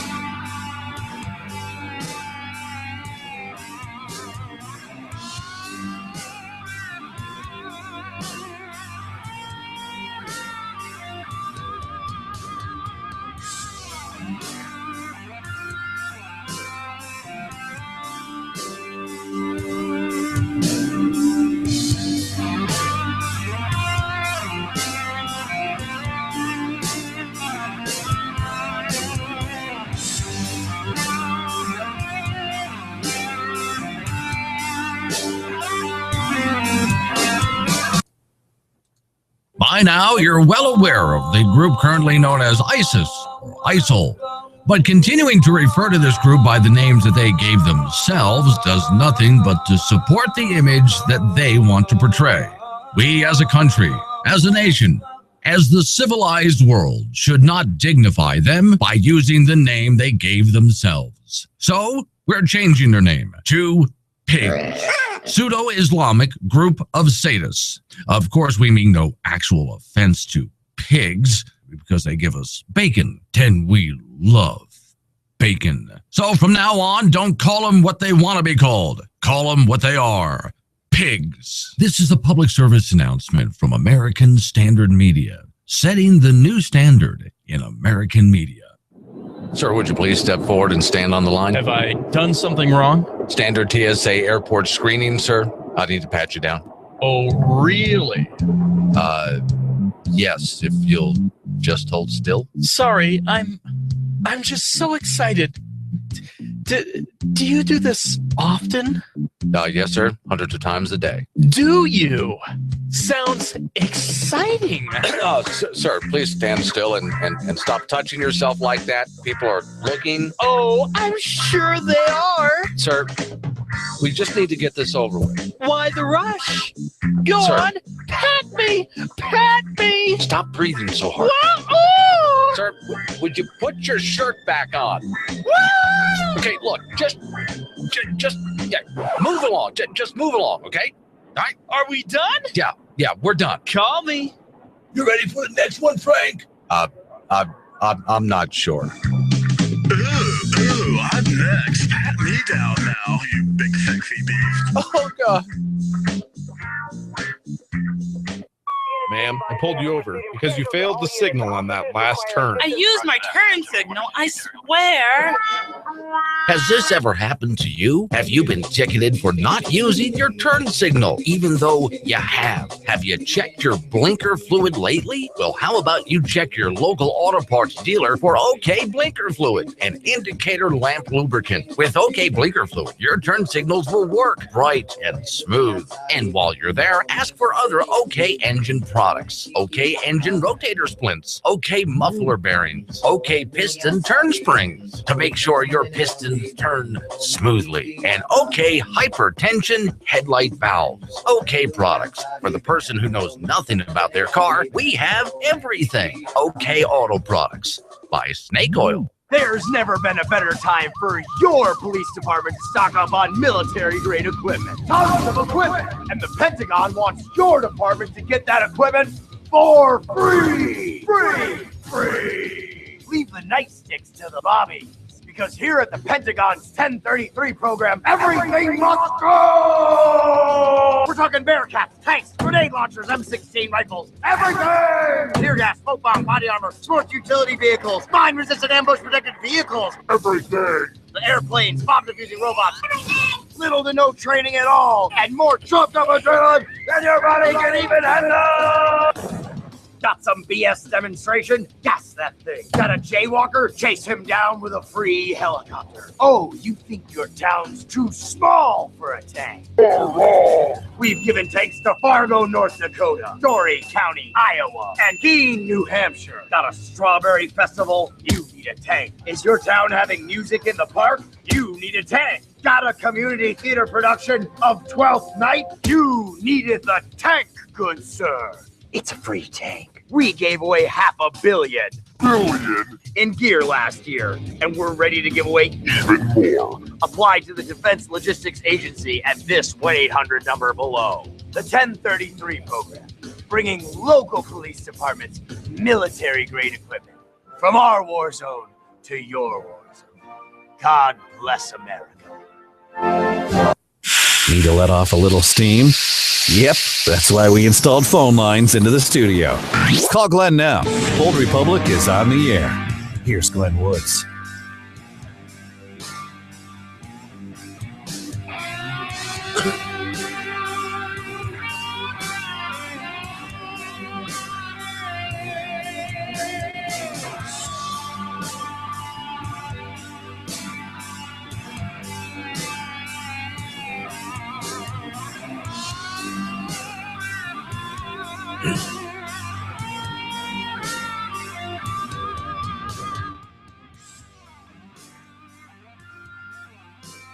It's the Bold Republic Radio Show. My name is Glenn Woods. Thanks for joining me. Phone number, if you want to get involved, 307-363-4093. For those people that are watching on social media or listening on things like Spreaker or the app or the video stream, they're sending me messages. And as I said, those messages get to me. I answer that. So, okay, from Lee. Lee, it's not my fault. He's trying to blame this on me. I just got done saying that it's now, according to Edward Snowden documents, that yes, if you say certain things on your phone or around your computer, something like that, those keywords that you say can be flagged. And then, of course, take a look at the name. Goes, so Lee, listening on the video stream, says, so NSA can turn on the microphone of my phone, and the phone is sitting right next to my computer as I'm listening to you, Glenn. What you say could impact if they come and get me. Thanks, Glenn. You're the one who likes listening to this show. Don't give me that. You know the kind of stuff we talk about around here. You know this, Lee. This is all on you. Just saying, like having you out there. You've been around for a long time. You're a loyal listener. But, hey, they come and haul you away. And you're the one who decided to engage. And by the way, Lee, I can always point to the messages you type to me. And some of the messages that Lee, let's be honest, Lee, some of the messages that Lee types onto me on the video stream, his mother would be embarrassed to read. So take that, Lee. Okay. Todd sends a message. Do you think there's, and this is something I was talking about last hour, do you think there's actually people who get up in the morning thinking, where's my free stuff? Well, yes, I do. I do. Okay, let me explain for those who didn't hear me last hour what I was talking about. I'm the type of person, and I know a lot of people who are this way. These are my friends. I'm only friends with this kind of people, these kind of people. The kind of people who get up early in the morning like I do, and they just start working because there's stuff they want to accomplish with their life, and they don't want to be a burden on society. People like me who actually want to produce and give to society, produce for ourselves, make everything a better place. Those kind of people, motivated people. There's that kind of person. Then there's the type of person who wakes up in the morning and basically they want their free stuff. Yes, there are those people out there. For example, right now, the college kids who wake up in the morning, why would I have to pay for an education? What are they wanting? Their free stuff. See, that's exactly what they're doing. They want their free stuff. Okay. Then there's those people who get up in the morning and head down to the welfare office because they get their free food stamps and on and on and on it goes. Okay. So, yes, there are those people who want free stuff. That's why they're down at the welfare office every single day. From housing to food to whatever. Those people who have several Obama phones, which is free stuff. This is exactly what they want. They want their free stuff. And so they head down to get their free Obama phone. And they're mad if you tell them that they can't have it anymore. Do you remember when President Obama first became president, he was going to hand out a bunch of stimulus money to poor neighborhoods? Yeah, that went well. He was just going to hand out a bunch of money. And there's all these people who showed up and said, I'm here for my money. Well, what money is that? Obama money. Okay, where did Obama get that money from? I don't know, his stash, whatever. They were there for free stuff. So, yes, Todd, there are people who wake up in the morning and that's how they see life. If I'm hungry, I know that I have to work to earn it. I wouldn't do it any other way. But there are those people out there who think when they're hungry, it's supposed to be provided for them. And they wouldn't have it any other way. Bold Republic. Okay, this is the last time. Oh, God. We want the best value for the price, right? Right. Normally, we get a case of 24 beers, 12 ounces each, giving us 288 ounces. God, I suck at math. But Jack's has on sale Bud Light case, 24 cans, 16 ounces each, giving us 384 ounces for only $24.21. Ooh, that's good. That gives us an extra 96 extra ounces or 8 additional 12-ounce beers for about 50 cents more. Or for a little less math, we can get a 6-pack of Bud Light 16-ounce cans for only $6.82. You make beer math fun. For great deals and easy math, it's Jack's, the Adult Daycare Center, 302 East 2nd Street, across from Napa Auto Parts. Get a case of Bud Light 16-ounce cans for $24.21 or a 6-pack for $6.82. Now that I did all the math, I think you owe me a beer. Wait, I did the math. Do you live in Gillette, Cheyenne, Sundance, Laramie, Buffalo? Do you have a Class A CDL with a doubles endorsement? Do you like making money?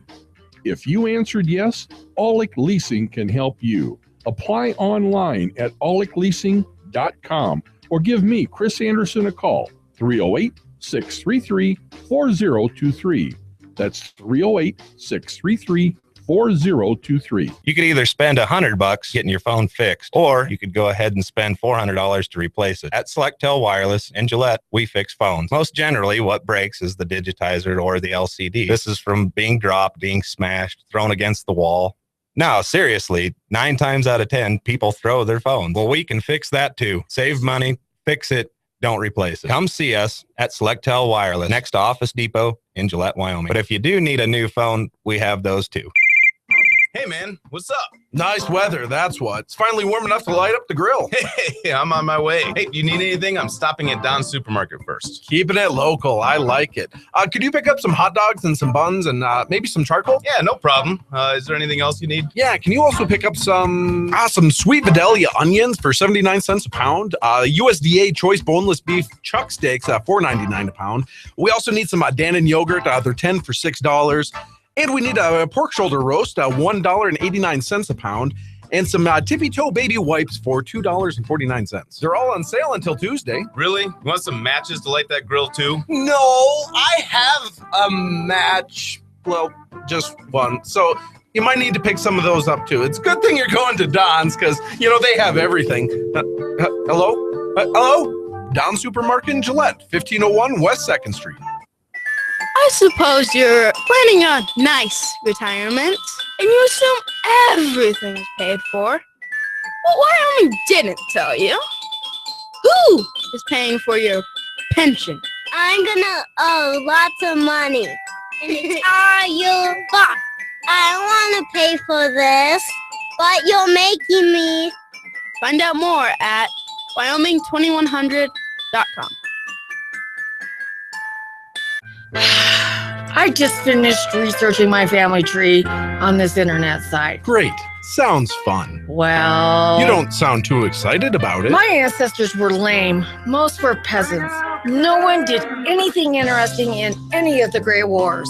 They were all assigned to cleaning out the latrines and digging graves. No kings or lords in your lineage? I wish. A lot of them spent most of their time in jail, and they weren't even interesting criminals. Look, this guy was hung for trying to steal a dead pig from a homeless man. I wish my family tree didn't suck. Would you like to buy a new one? What? Really? I can do that? Sure. At Recestry.com, we'll erase your old ancestors from history. Birth certificates, evidence of inbreeding with marriage certificates, arrest records, dishonorable discharges from the military, everything. Wow. And I can have a new family lineage? No problem. Recestry.com will invent a whole new family lineage for you. From birth certificates to old family photographs, how would you like us to link you to a royal family? Would I ever? And for a little extra, we'll even provide documentation including DNA records, linking you to a real rich living relative so you can file a claim for paternity or inheritance. Wow, I'm gonna be rich. Recestry.com, because you deserve better than your loser inbred family lineage. Everyone who is important listens to this show. Yes, everyone. Everyone at the IRS, the NSA, the FBI, and even those Chinese spies. So when you call Glenn, make it count. They are listening. Let's get back to the show. Here's Glenn Woods. Well, that mystery's solved. Not what you were thinking, mystery solved, different kind of mystery. So here I am on the air going, this is really a quiet day. Phone calls not coming in. Why aren't the phone calls coming in? I don't understand why. Plenty of people online chat with me. No phone calls. During that break, the Dan opened up the door and said, how's your internet working? I said, internet's working fine. Okay, because we don't have any phones right now. There's absolutely no phones out there. Okay. Well, let me check it real quick here. That's line 1. Yeah, and we got a busy signal finally. Just a moment ago, I tested it, and it was absolutely nothing. I mean, it was completely dead, but now at least we have a busy signal. So, okay, if you've been listening and trying to call the show, sorry about that. I really am. Don't know what's going on, but the phones have died out there. So, okay, now while I'm talking to you, here's the funny part. You can't hear it, but I can from where I'm sitting. Someone in the other room's banging a bunch of stuff. I assume they're beating the living tar out of the phones. I have no idea, but that's what it sounds like to me. If they beat the phones up enough, then we'll have phones again. One last try. Now, still okay. Well, if that gets fixed for the end of the show, I'll let you know. You can go ahead and try your calls again because it's unusual to be quiet for this long. All right, so let me finish up on, and then we'll get on to a story about fracking in the next segment. But I want to finish up on the question that Todd was asking. Do I honestly think that there's people out there who wake up in the morning thinking, where's my free stuff? Yes, but let's go back to a story that we as limited government thinkers are all too familiar with. Those people that are out there in Liberalville, let's call it that, have probably never heard of this story, or if they did hear it, they put their fingers in their ears and they went, la, la, la, la, la. Okay, here's the story. And we all know this if you listen to radio shows like this. When the Pilgrims first arrived, they decided the best way to do things is we're going to have a collectivist society. It was like socialism, like an experiment in socialism. They didn't have that name for it, but that's what they tried to do. Everybody's going to produce, and it's going to be put in a big pile in the middle, and it's all going to be divvied out according to whoever's needs, whatever your needs are. And quickly, there were lazy people who just decided, well, I can basically produce next to nothing out here. And it's okay because there's going to be this big pile of stuff, and I'm going to get what I need, so I don't really have to work. That's someone right there saying, hey, where's my free stuff? Then there are those people who work hard, but they work anyway. They show up and do the work, but they just never produce much. They're not highly motivated, right? And those people are looking and saying, well, hey, they're not working and they're getting everything. They're getting my stuff. Why should I have to work? So they quit working. So pretty soon, the top producers of that colony, the top 1% of the income earners, because they were working their fool tails off, looked around and went, so we're supposed to provide for everybody while you guys lay around and do nothing. See, those were the people looking for their free stuff. And it wasn't until they decided to change the model. They changed it. They turned and said, okay, that's it. Look, you're all on your own. You want to eat this year? It's up to you to produce whatever you're going to produce so you can eat. So get out there and produce it. And all of a sudden, even the laziest of people were working hard and producing. Why? Because if they didn't, they were going to starve. So sometimes the best answer is honestly just to give people the boot and kick them out and say, well, you're out on your own now. There's no safety net here. You're just going to have to figure out how this is done, and we're not going to support you. That's oftentimes the best way to handle a person who, if they could, would just do nothing more than live off of a bunch of free stuff. They could if they would, and they will if you let them.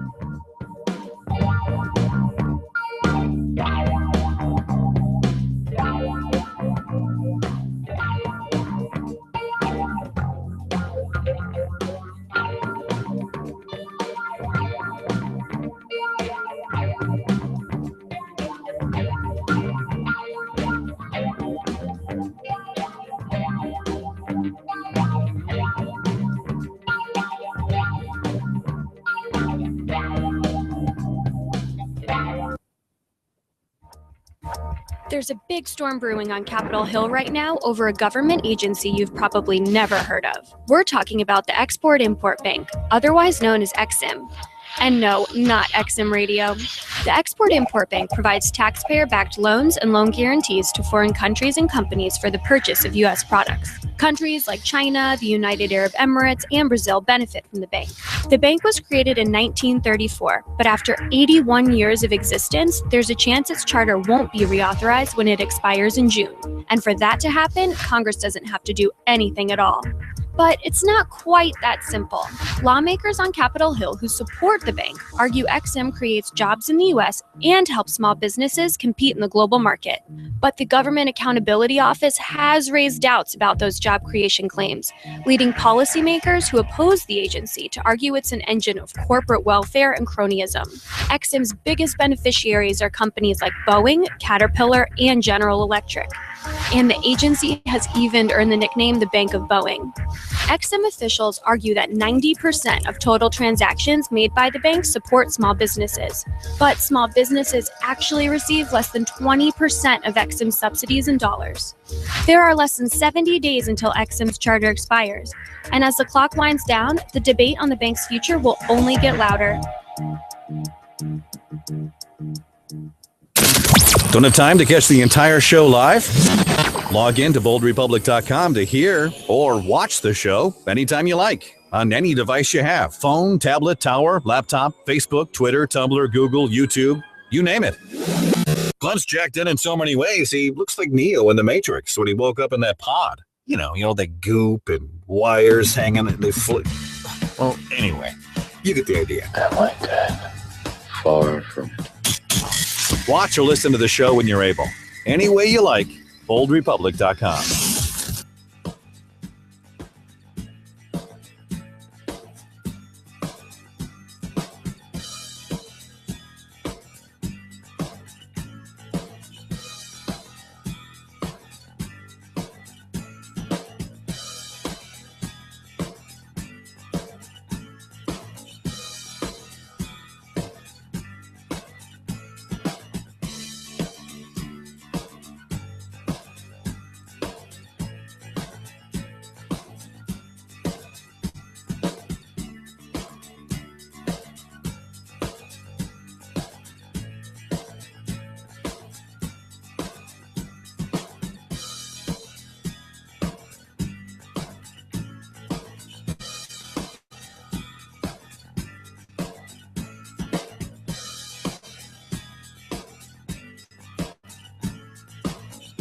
Last 7 minutes of this hour of the program. My name is Glenn Woods. Bold Republic is on. Thanks for joining me. I give you the phone number like I usually do, but the phone's out right now. So that's why people haven't been able to call in. I wanted to get to something about fracking, but hold on. I'm going to save that to the next hour of the program because I also wanted to get this FCC story in. So, the FCC is trying to seize control of the internet. Now, Congress has not given them permission to do this. And what gets me is they haven't been stopped yet. Congress can stop this anytime they want. All they have to do is just say, if you don't back off, we're going to cut off your funding. See, Congress controls the money. That would be it. That'd be the end of it. You back off or we cut off your funding. But no, they want to go through hearings and court cases, and this is Congress for you. All right, so there's this guy who is on, and he's a good guy. He's on the board that the Congressional Oversight Board, a lot of good that does with the FCC. And he's a little worried. He's a little worried about, websites like mine, boldrepublic.com, the Drudge Report, TheBlaze, websites like that. He's worried about that. Because he sees a bunch of bureaucrats in Washington, D.C. as, there's just too much free reign out there when it comes to freedom of speech. The internet, is just a lot of free reign. There's just too much free reign, and we simply cannot have all of that. So he's worried that the FCC is eventually going to start rules and regulations on free speech. The First Amendment means not just the cold parchment that's in the Constitution. It's an ongoing cultural commitment And I sense that among a substantial number of Americans and a disturbing number of regulators here in Washington, that online speech is a dangerous, brave new world that needs to be regulated. Online speech is a dangerous, brave new world that needs to be regulated. This is what he's afraid that's going on as he talks to different politicians, as he talks to different regulators, including people at the FCC. They're writing law. Remember, they're writing law. They're not writing rules and regulations. They're writing law. That's what that is. It's, well, okay, remember my definition of a law? If I have to do it or else, or if I'm caught doing it and I'm punished, it's a law. So when you have the FCC writing rules and regulations, they're writing law. Now, according to your Constitution, those people out there who know a little bit about the Constitution, who is the only body out there that can write law? Yeah, it's supposed to be Congress, nobody else. So why in the world would we have to worry about the FCC writing a bunch of law? And what would they do, laws writing regulation of speech? Okay, well, my website's not about this.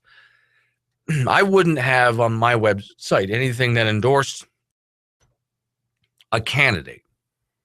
I do, however, endorse a limited government point of view. And I do speak out against candidates who are for a big government point of view. I don't care if they're Democrats or Republicans. If they want big government, I'm against them. So I speak out against them, right? Well, I would be under scrutiny during an election year. And even outside of an election year, because we're not officially in an election year right now, but it's still happening. We're not officially in an election year, but still we got candidates on the Republican ticket announced today. So would that be considered political speech? All right, what about those websites out there? For those of you who like to post on Facebook, Twitter, and other websites out there where you're basically you're promoting political points of view, or you like a certain candidate, just for the fun of it. Let's say, just for the sake of argument, that you like Rand Paul, we'll say, and you're a Rand Paul fan, and you want Rand Paul to win. So you put up your own private website, and you spend your own private money promoting that website to get the word out, hey, everybody, vote for Rand Paul. And then you get on Facebook, let's say, and you type in a message, a pro-Rand Paul message, and you put pictures up and text, and then you hit to monetize it so you can spend money promoting that on social media. Now, the powers that be in Washington, D.C., they don't like that idea because you're not reporting it. No, that's political contributions, in effect. What they see that as a political contribution. And what if you get together with your friends and you decide to pool your money so you can really push something on YouTube? You grab a Rand Paul commercial and you put it on your YouTube page, and then you monetize it. You spend a bunch of money on it. What did you just do? You formed a political action committee. That's an unregistered PAC. And what you're doing now is promoting. Well, you can't have that. Why? That's money in politics. And what they worry about is there's real registered political action committees who have spent money in this way. Well, you're just trying to get around the system. See, they have to control that kind of political speech. What about, I never do it. When I'm on the air, I promote a particular point of view, but I don't promote a candidate. I've never promoted a candidate. What if, though, you were listening to a talk show host that did promote? He had a specific candidate that he wanted, and he promoted that person on air. It's his show. He can do what he wants. Well, that means, especially if he was podcasting, what about the podcasters? Oh, dear Lord, the podcasters would be in big trouble. Third hour of the program just ahead.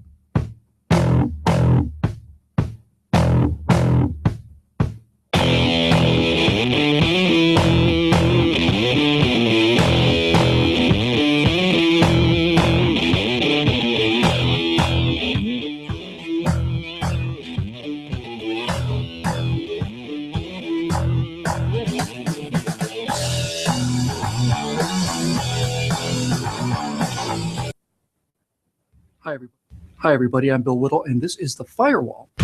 Let's just assume for a moment that you're a radical left-wing zealot who was raised by actual communists and who, naturally enough, views the United States military as the tool of capitalist exploitation and colonial racism.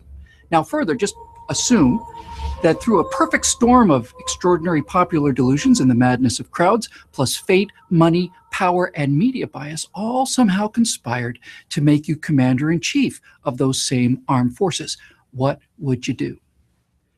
Well, you couldn't very well scuttle 11 carrier strike groups. You can't just destroy entire air wings or armor divisions or any of the rest, no matter how much you may want to. That would break the spell, you see. If you hate this country, and you especially hate the military, you can't simply go around destroying the weapons. That's too obvious. But you can do something much more subtle and, in the long run, even more disastrous if your stated goal is to fundamentally change the country and the military that protects and defends it. You don't have to destroy the weapons. You don't even have to destroy the warriors. All you have to do is create a set of conditions that are so incompatible with the warrior code that the warriors will simply remove themselves. Because these are people who risk death and dismemberment, and whether at the tip or the end of the spear, generally live in appalling conditions under great emotional hardship for disgraceful levels of pay. These people join the military out of an inner calling, a sense of duty and honor, and it is in fact possible to create an environment so toxic to these values that they simply will not stay. They simply cannot. And there's a lot of evidence that this is in fact happening, and happening quickly. I've heard of Air Force generals beaming with pride, not over their command's combat readiness or training levels, but rather for having the greenest installation or having achieved the most severe personnel reductions. I've talked to a chief petty officer with 23 years in the Navy who simply said that the ancient fundamental solace given to sailors in exchange for spending most of their lives in a steel hole in the water, shore leave, much more properly referred to as liberty, is nothing like liberty anymore. It's no longer a trip down the gangplank to do whatever you damn well wanted to so long as you were back in time, but now rather a supervised, audited series of joyless stays in pre-approved venues with check-ins and regimentation and more structure than a week at a diet resort. I'm hearing stories like this all the time. But one of them really stood out. It frankly made my blood run cold. About a year ago, I was at a fundraiser in Colorado, and I struck up a conversation with a major who was in command of a group of about 500 Special Forces personnel. He told me that he was no longer able to train his men in how to do their jobs and then come home afterwards, because these days his time had to be spent making sure that none of his soldiers had tattoos that might be considered offensive to women, gays, lesbian, or transgendered personnel, that he had to scour the barracks of these young warriors who were prepared to fight and die for their country in order to make sure there were no Maxim magazines or any other images of naked women that might make the home of these deadly, aggressive, disciplined men into a hostile work environment. He had to do all of this nonsense, more and more of it each year, and spend less and less time doing what he and his soldiers had signed up to do in the first place, namely, train to go out there and kill the enemies of freedom. Then one day, his commanding officer came to him with a new policy. He told this young major that he was required to poll all of the people in his command and ascertain whether they or anyone else in their household owned their own weapons, and if so, how many and of what kind. And he calmly told me that he turned to his superior officer and said, "Sir, I will not obey that order." You know, I have never, ever feared a military or political coup in this country. Never. I've never feared that the day may come when the American military would open fire on law-abiding American civilians, because of the presence of men like this young major and the traditions and the code of personal integrity and honor that men and women like that maintain. As long as we have people like that in the military, we as citizens have nothing to fear. That man is no longer in the military. Orders like the one he could not obey come down from the commander-in-chief and his hand-picked generals who are promoted based on their ability to conform to these deplorable and dishonorable policies. That commander-in-chief does not need to be embarrassed by cashiering the real warriors. All he has to do is create policies and codes so disruptive, so ridiculous, and so dishonorable that they can simply no longer abide by them. Money can buy weapons, but nothing but blood can buy experience. We have not only the most well-armed and well-trained forces in the world, they are, or were anyway, battle hardened in the furnace of actual combat, and that precious, irreplaceable battlefield experience is being intentionally forced out of the military to be replaced with recruits who can't do pull-ups and a gutless, compliant political class of admirals and generals whose careers mean more than the dignity, the morale, or even the safety of the men and women who have entrusted them with their lives. Bold Republic. No matter what you've heard, if you like your doctor or healthcare plan, you can keep it. If you don't have insurance, you'll finally be able to afford insurance. And everyone will have the security and stability that's missing today. Health and Human Services Secretary Kathleen Sebelius did acknowledge some people will see their health care costs go up. I just see a huge train wreck coming down. You and I have discussed this many times, and I don't see any results. I happen to be a proponent of single-payer universal health care coverage. Never said that we should try to go ahead and get single payer. The president has directed us to take action to fight these cartels, and Attorney General Holder and I are taking several new and aggressive steps as part of the administration's comprehensive plan. I'm not sure the exact date, but I probably heard about Fast and Furious for the first time over the last few weeks. I heard on the news about this story that Fast and Furious. These protests, reaction to a video that many Muslims find offensive. This video is disgusting and reprehensible. I don't care how offensive this video was, and it was terribly offensive. And we should shun it. What happened this week in Cairo, in Benghazi, and many other parts of the region was a direct result of a heinous and offensive video. I asked her why the ambassador had said there was a demonstration when the embassy had reported only an attack. The fact is, we had 4 dead Americans. Was it because of a protest, or was it because of guys out for a walk one night who decided they'd go kill some Americans? What difference at this point does it make? Irreverent, but honest and tastefully tacky somehow. Here comes another hour of insensitivity training with Glenn Woods. So think about it now. The FCC would have control if the bureaucrats have their way of free speech on the internet, especially political speech.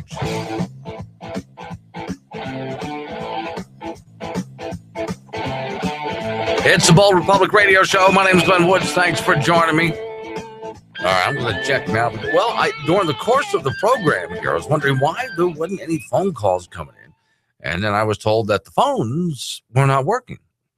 Okay. And then just a moment ago, we heard a busy signal in the last half hour. And then just a moment ago, I heard someone in the office on the phone. Phones are back on. Good. Phones are back on. 307-363-4093 is the number. That's 307-363-4093. And pretty much everything I'm talking about, a whole lot more, my website is boldrepublic.com. So if you're just joining me here, here's what I was talking about.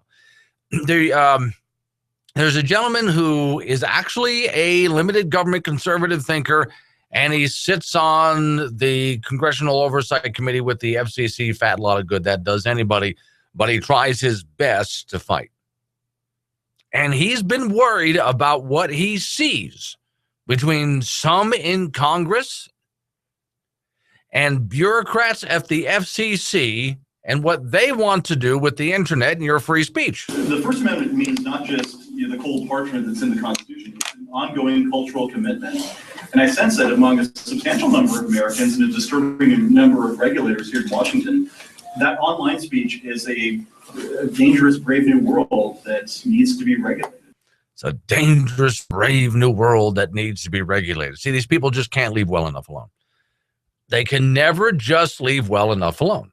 All right, so here's what they would be afraid of.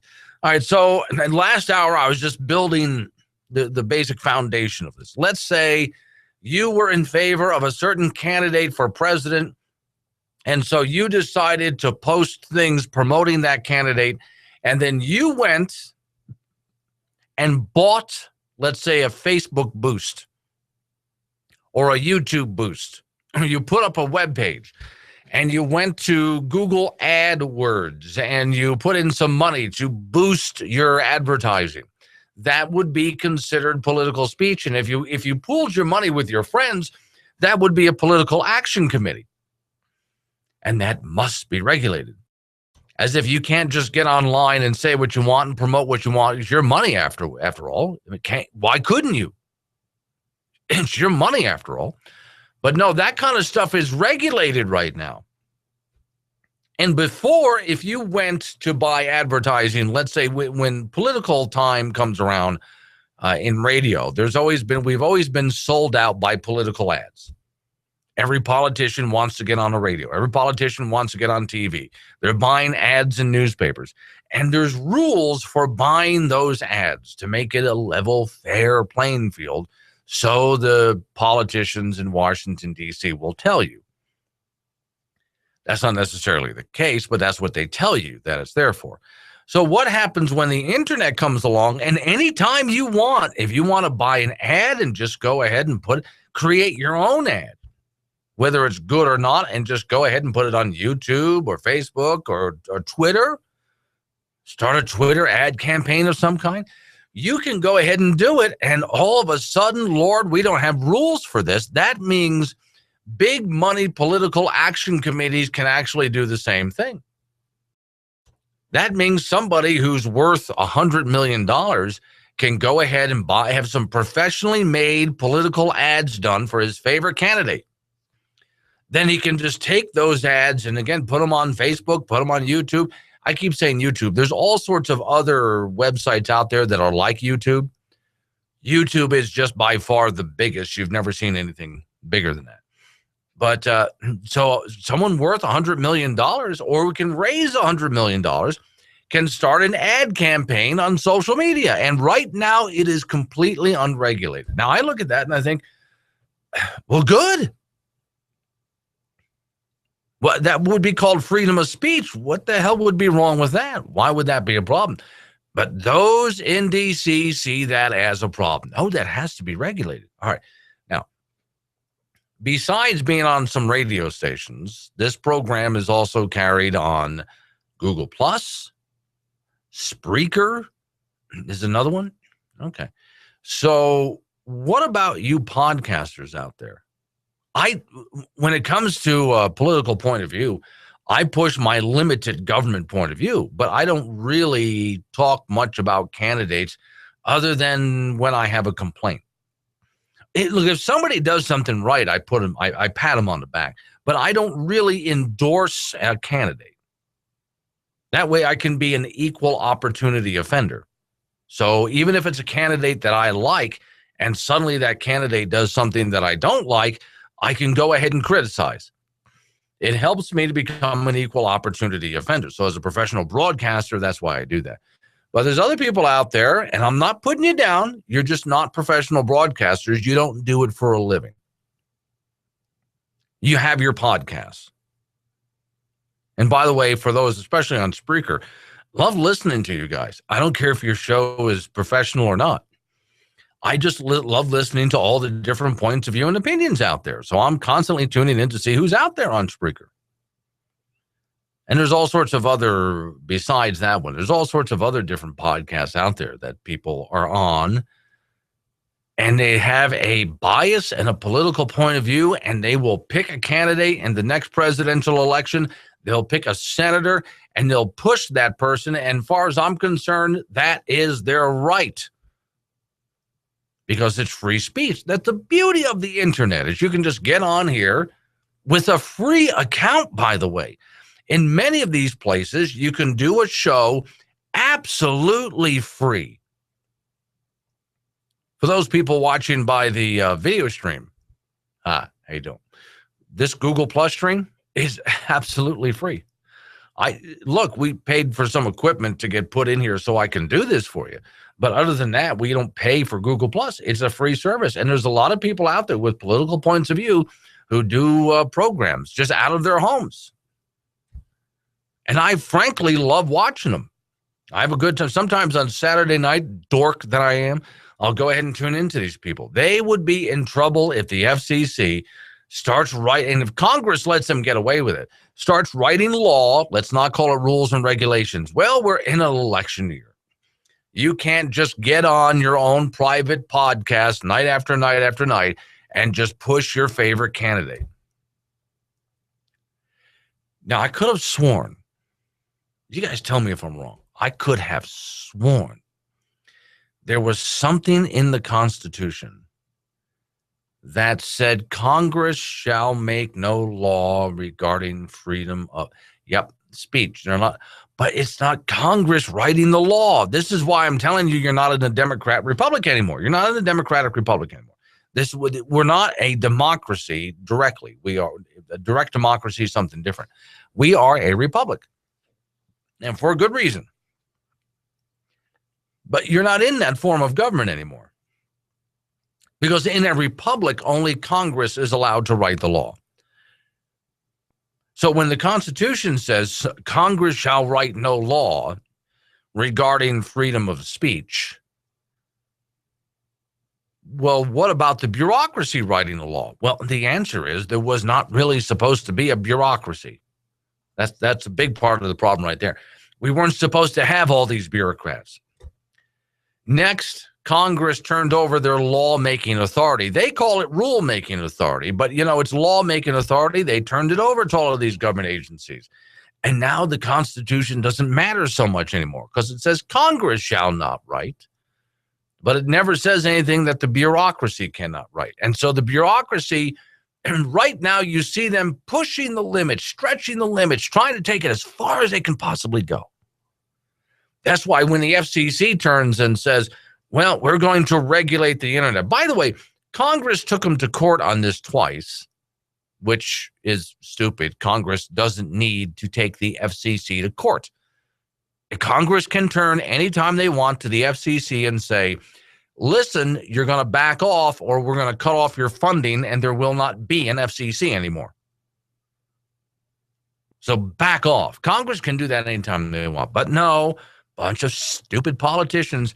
Well, and a lot of them are lawyers. Well, we have to take this to court. Well, okay, they have been to court twice because twice now, the FCC has tried to seize control over the internet.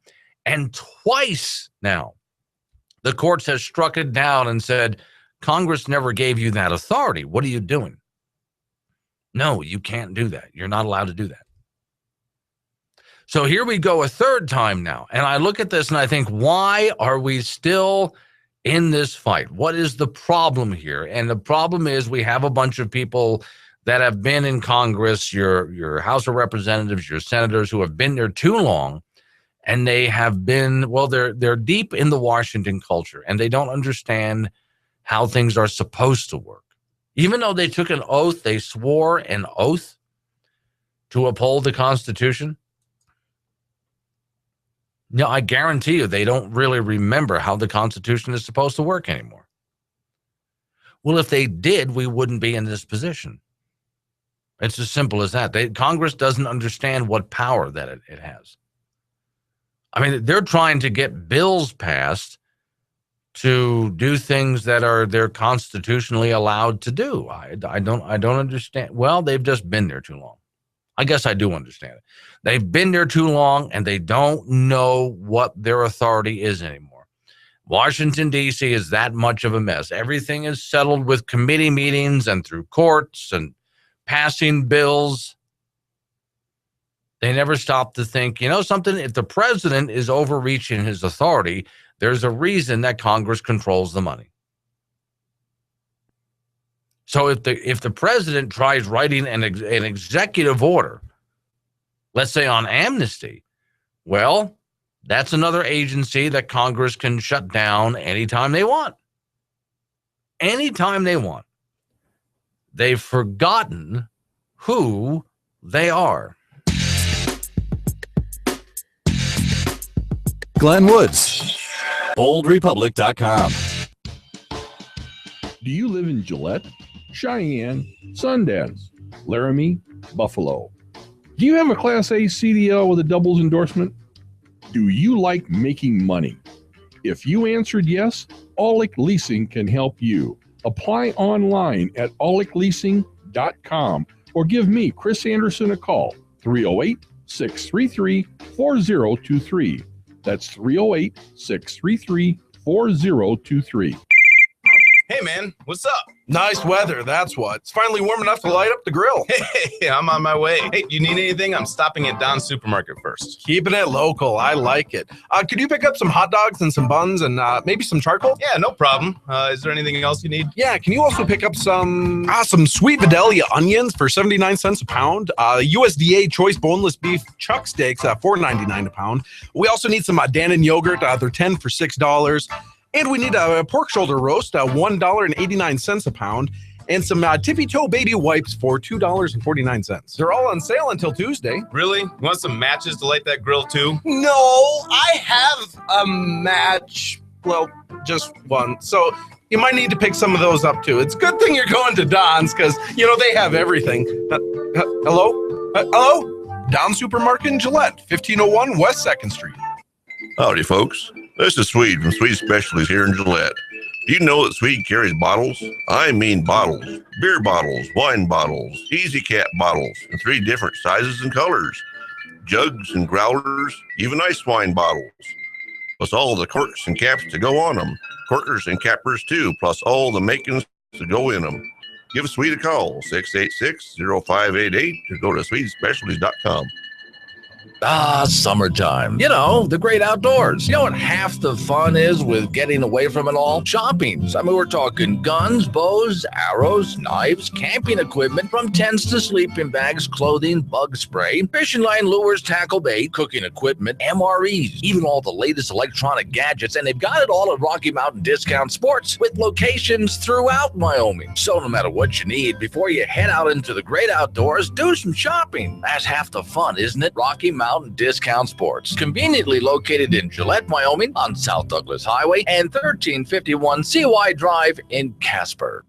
Dedicated, reliable-ish, hardworking from 10 to 3 Monday, Wednesdays, and Fridays. They are the American bureaucrat, because the engine that was America's progress and success was running a little too fast and efficient. Who knows where all of this innovation and success was going? So for the good of the nation, somebody needed to slow it down. It took a lot of paper to jam up those gears of progress, but no one knows paper like the bureaucrat. And America was too rich compared to the rest of the world. Can't have that. No one knows how to make your money disappear like the proud men and women of the American bureaucracy.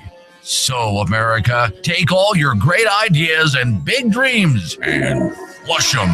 And if you find your dreams coming true, don't worry. The American bureaucracy has a ton of paperwork and a line for you to stand in.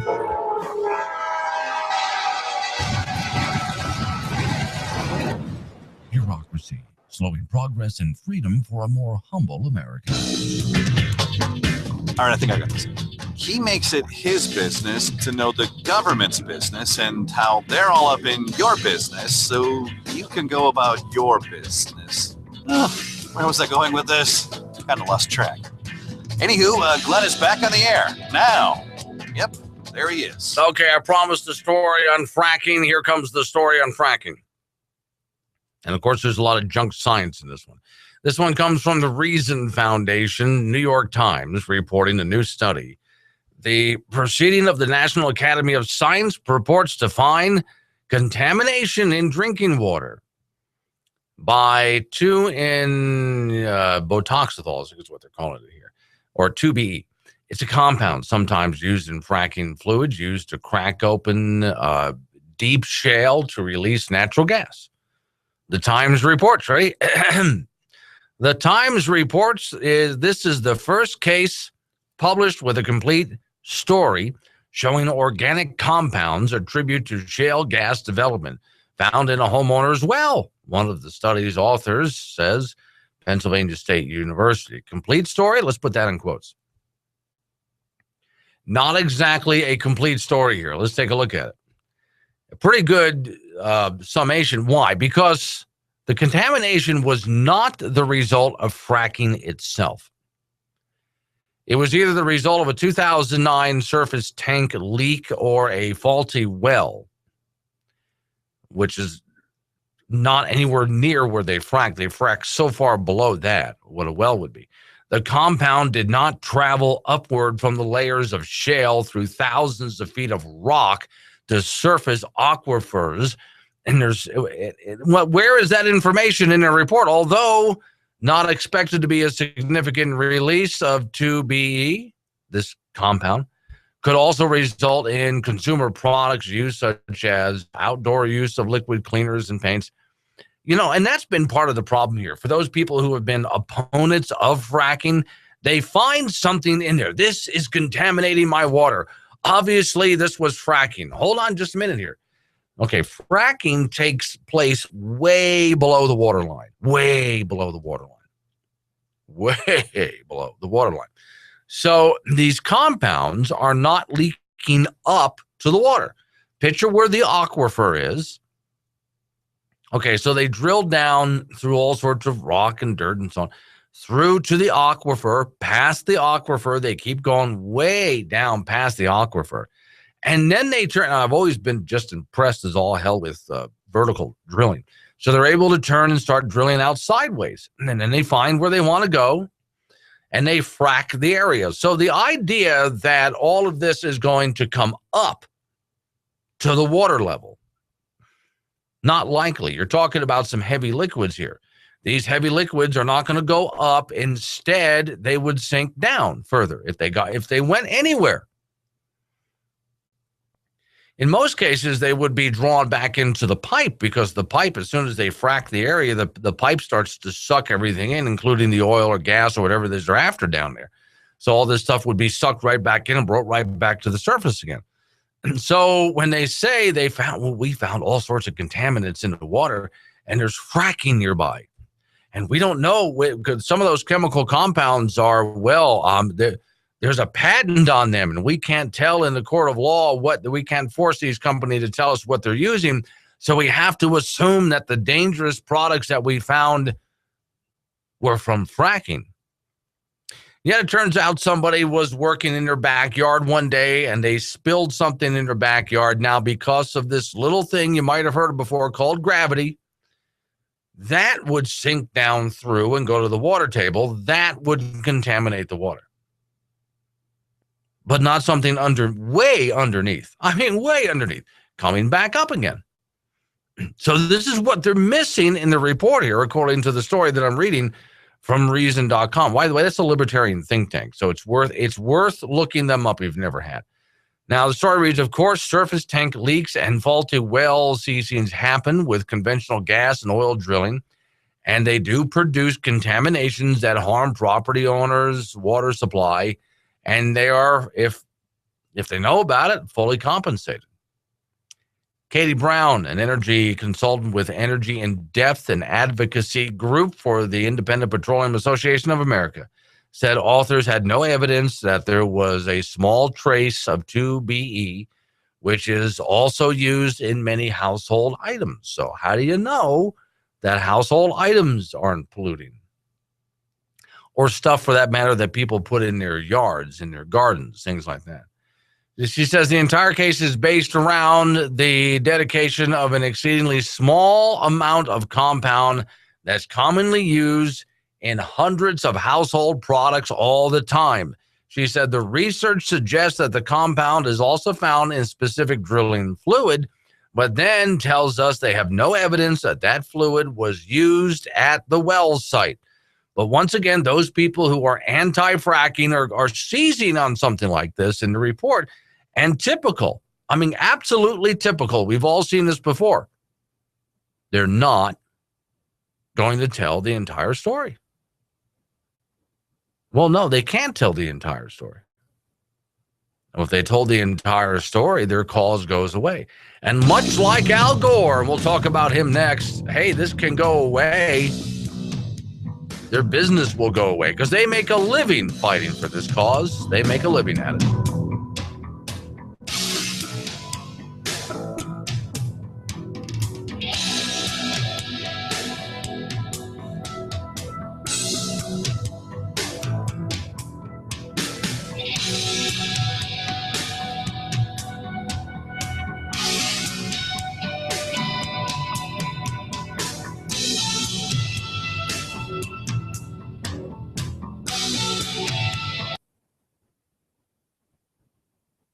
Leading television experts, cameramen, soundmen, engineers choose Motorola. Leading television stars like Ruth Hussey, Edward Arnold, and Lorraine Day say, see me at my best. See me on a Motorola. Your eye tells why Motorola gives clearer, sharper pictures. For example, only Motorola has Glare Guard, the curved screen that eliminates up to 98% of all reflected glare. You'll find Glare Guard on the beautiful new Motorola's. Stunning consoles, handsome combinations, 18 Fashion Award-winning cabinet styles, like this Motorola Modern in Elsa Maxwell's smartly styled apartment. On the other hand, you may prefer traditional furniture. You'll find no lovelier television cabinet styles than those created by Motorola. Motorola TV, the only television set to receive the Fashion Academy Award for beauty of cabinet design. For after all, when decorating your home, one of your first considerations must be the style and placing of your television set. Every Motorola, four-way combination, stunning compact big screen table model, or any one of a handsome television consoles, whichever cabinet you choose will add to the beauty of your home. One of the reasons is Motorola's extreme care in selecting only the finest mahogany or rich-grained limed oak. Another reason, the painstaking finishing process, all done by hand, that gives your Motorola that soft, rich luster. The proof is in the seeing. Your dealer will gladly give you a free home demonstration of Motorola TV. Ask him about the truly generous trade-ins for your old set or even your old radio. And the terms are easy. 65 weeks to pay the balance after a small down payment. Yes, for years of outstanding performance and beauty, your eye tells why leading television stars like Lorraine Day say, see me at my best. See me on a Motorola. Motorola TV. Motorola TV. Hello there. May I be blunt? Flying in the USA, I find it difficult to tell one airline from another. But that's all been changed, you know. TWA introduces Trans-World Service, which gives one a taste of Europe whilst flying in the USA. Lovely idea, don't you think? You'll enjoy wines of the world over Washington, continental cuisine over Colorado, quiche Lorraine, lovely fish and chips, lasagna over Los Angeles. You'll hear Mozart over Missouri. You'll see foreign films over Phoenix. Great footage, Carlo. Excitingly underexposed. So ask your travel agent about Trans-World Service and get a taste of Europe at 30,000 feet. What? Keep in touch! It's a taste of Europe. Flying in the USA. TWA. See these two portable radios? Well, watch this. Let her go, Betsy. Sorry, friend. You old-style portables have to go. But look at our new RCA Victor portable radio. Came through without a chip. Here's the world's first and only portable radio in the non-breakable impact case. So rugged, it's the only radio case with a 5-year guarantee against chipping, cracking, or breaking in normal use. Of course, a tube might jar loose, but that's easily fixed. The important thing is RCA Victor's non-breakable impact case means no chipping, no cracking, no breaking. And hear that tone. It's RCA Victor's great golden throat sound. See the world's only portables with the non-breakable impact case as low as $27.95 at your RCA Victor dealer. Everything Glenn talks about is on his website, and that website is updated daily to keep you informed and scared. BoldRepublic.com. Back to Glenn Woods.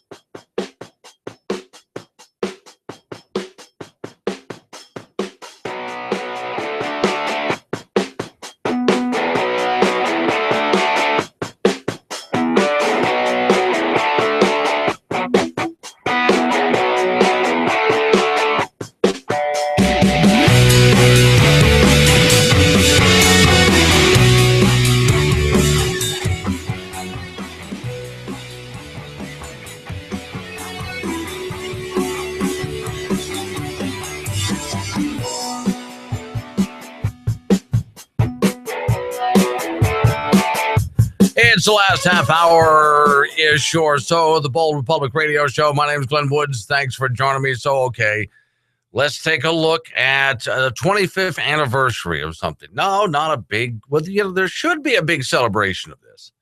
There should be, but there isn't going to be. All right, the big celebration should be for 25 years now. Actually, it's been a little bit longer than that, but we'll just take out 25 years. For 25 years now, you've been told about all of these cataclysmic things that were going to happen because of man-made cause, global warming, climate change, whatever the hell they're calling it this week because they keep changing the name on us.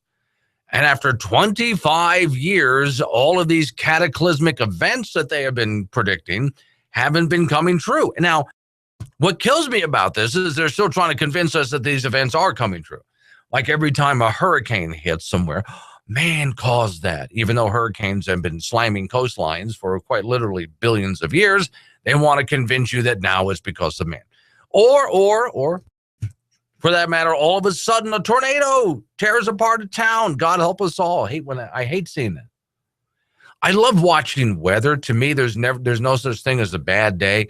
I just love watching weather in general. I love seeing what it does. Except when you have a hurricane tearing apart a town or a tornado tears apart a town.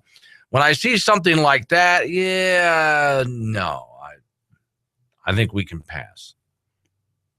So after 25 years, there is now from the Daily Caller, and thanks to them for putting this sucker up there. They put up, I've already posted online the top 10 failed global warming predictions. Well, they put together their own list of predictions. All of these horrible things that were supposed to come true for 25 years now. You've been told that you are at a climate change tipping point. This is a tipping point. And if we don't change this anytime soon, if we don't do something to fix it, it's all over. Now, don't forget, Al Gore told you 12 years ago that we had 10 years or we'll reach the tipping point. There's nothing we can do about it. At that point, since he was shown to be wrong, you would think he would be celebrating, wouldn't you? You would think Al Gore would be as happy as he could possibly be, dancing in the streets, telling you, I gave you these horrible predictions. I'm sorry, I was wrong. That's what he should be doing. The whole global warming crowd should be cheering and celebrating. But okay, let's just go through some of these. Number one, 2015 is the last effective opportunity to stop catastrophic warming. World leaders meeting at the Vatican last week said in a statement that the year 2015, this year, was the last effective opportunity to negotiate arrangements to keep human-caused warming below 2 degrees Celsius. Pope Francis wants to weigh in on global warming and is expected to issue basically saying the same thing. All right. But what we should really say is that the UN conference this year is the last chance to cut a deal to stem global warming. Last year, the UN said basically the same thing. Back in 2014, they said that 2014 was the last year. Okay, number two on their list. France's foreign minister said we only have 500 days to stop the climate chaos. I remember this. I remember talking to you guys about this. He met with Secretary of State John Kerry May 13, 2014 to talk about world issues, and he said we have 500 days to avoid climate chaos. All right, those 500 days have come and gone. So, folks, I just wouldn't worry about it anymore. Go ahead and live how you want to live. Don't worry about it anymore because it's over by their own predictions. Ironically, at the time, his comments, the UN had scheduled a climate summit to meet in Paris some 565 days after his remarks. Now, hold on a second. I'll back up and let's do that again. So this guy from France, who's part of the UN climate, whatever the hell, says to us, well, we have 500 days to fix this. Fine, we'll schedule an official meeting on it and figure out what to do in 565 days. Do these people sound serious to you?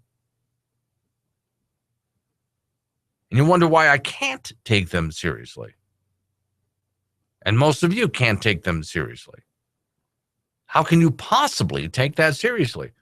We have 500 days. We'll schedule a meeting in 565 days. Hold on, folks. I'm just getting warmed up here. This is Bruce at Marshall Jewelry, and Mother's Day is almost here. I have a great idea for the perfect Mother's Day gift. We found a beautiful mother and child in a heart in sterling silver. We have a necklace and a matching set of earrings for only $129. If you want only the necklace, it's just $69. The earrings are $79 if purchased separately. Supplies are limited to stock on hand, so don't wait. For this or other lasting symbols of your love for your mother, be sure and stop by Marshall Jewelry, where she'll love it guaranteed. Do you live in Gillette, Cheyenne, Sundance, Laramie, Buffalo? Do you have a Class A CDL with a doubles endorsement? Do you like making money? If you answered yes, Aulick Leasing can help you. Apply online at aulickleasing.com or give me, Chris Anderson, a call, 308-633-4023. That's 308-633-4023. Howdy, folks. This is Swede from Swede Specialties here in Gillette. Do you know that Swede carries bottles? I mean bottles. Beer bottles, wine bottles, Easy Cap bottles, in 3 different sizes and colors. Jugs and growlers, even ice wine bottles. Plus all the corks and caps to go on them. Corkers and cappers too, plus all the makings to go in them. Give Swede a call, 686-0588, or go to swedespecialties.com.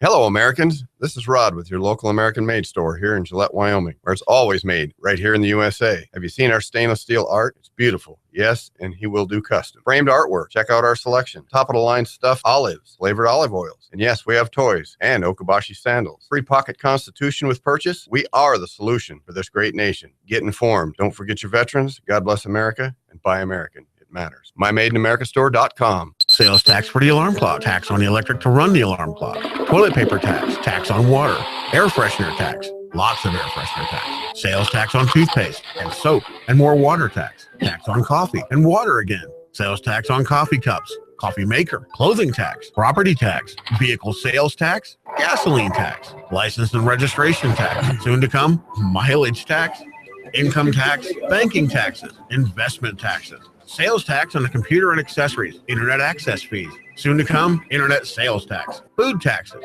Yeah, we've covered this already. Office supply store to buy thumbtacks, tax, phone taxes. There's a list of those. Medical insurance taxes, medicine taxes, medical insurance taxes, medicine taxes, medical device taxes, and now an Obamacare gym membership tax, bottled water tax, pet food tax, dog license tax, veterinary tax, death tax. Did we miss anything? If we didn't, don't worry, we'll get to it. Government reminding you that we're just loaning you everything that you've earned because it's really ours, not yours or your kids or grandkids. We're taking what hasn't been earned yet, too, just adding it to the pile because it was ours to begin with, not yours. Just so you know. Yeah, I know, Mom, but they offered me more money to produce Glenn's show now that it's syndicated. Sure, I know. Stocking shelves at Walmart at 2 a.m.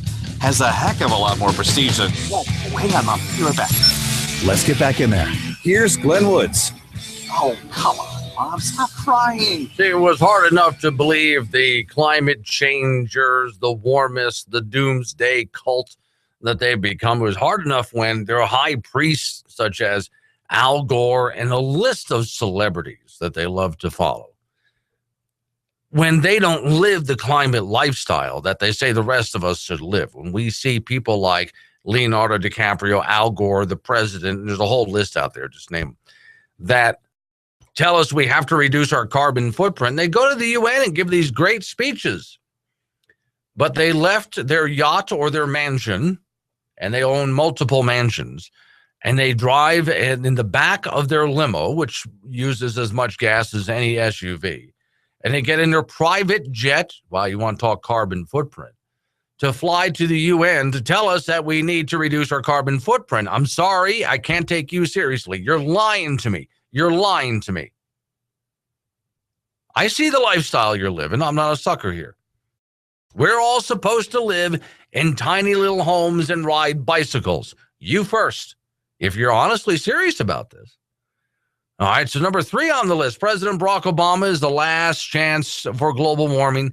when Obama made a campaign promise to slow the rise of the oceans, some environmentalists took him quite literally.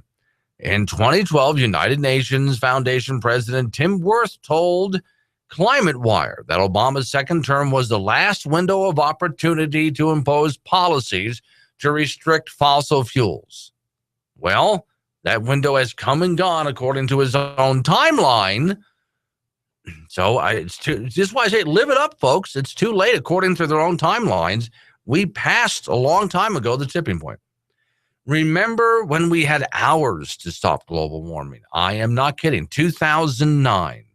World leaders met in Copenhagen, Denmark, to potentially hash out another climate treaty.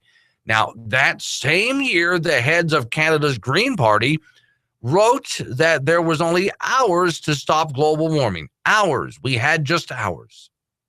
Quote, and this is a quote from the story they wrote, "We have hours to act to avert a slow-motion tsunami that could destroy civilization as we know it," said Elizabeth May, leader of the Greens in Canada, wrote in 2009.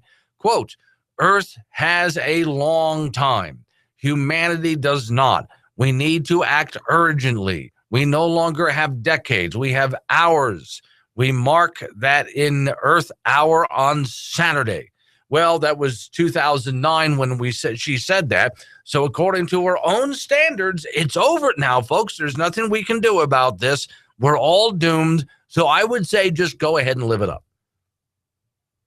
United Kingdom Prime Minister Gordon Brown said that there were only 50 days left to save the Earth. Okay, 2009 is a bad year for global warming predictions. That year, Brown warned that there was only 50 days to save the world from global warming. 50 days. There was no plan B, he said. Brown has been booted out of office since then. Wonder what he thinks about warming today. I would like to see where he lives, by the way, and what kind of car he drives and what he's doing to reduce his climate footprint. What do you think? Prince Charles, I talked about him yesterday. He said we had only 96 months. It was only about 70 months since Prince Charles said in July of 2009. July of 2009. It would be irreversible climate change, he said. An ecosystem in collapse. Okay, well, so the world apparently only has 26 months left. Now, do you think if we, according to him, 96 months, we only have 26 months left? So, okay, obviously, Prince Charles is doing all he can to reduce his climate footprint, right? Is he? Because yesterday I pointed out to you guys how many houses, the prince would never live in a house, how many mansions he has, how he gets around in the jets and the limousines with all the SUVs and security and so on. I don't see Prince Charles cutting his climate footprint anywhere. So he said it, but I'm calling him out as a liar because obviously he doesn't believe it. How about the UN's top climate scientist said in 2007 we only had 4 years to save the world. 2007? It's 2015 now. 7, 8, 9, 10, 11, 12. Why? That would be 2012. And yet, well, that period has come and gone. Well, folks, once again, I'm going to say this proves to me that we can just go ahead and live it up. Go ahead. Don't feel guilty about it. Just go ahead and live it up. Live your life. Because all of these people have made, except for Prince Charles, we only have 26 months. All of these people, their climate change predictions of doom and gloom and the tipping point have come and gone. According to their own predictions, and they are not to be doubted, there is nothing we can do about it. So, party now.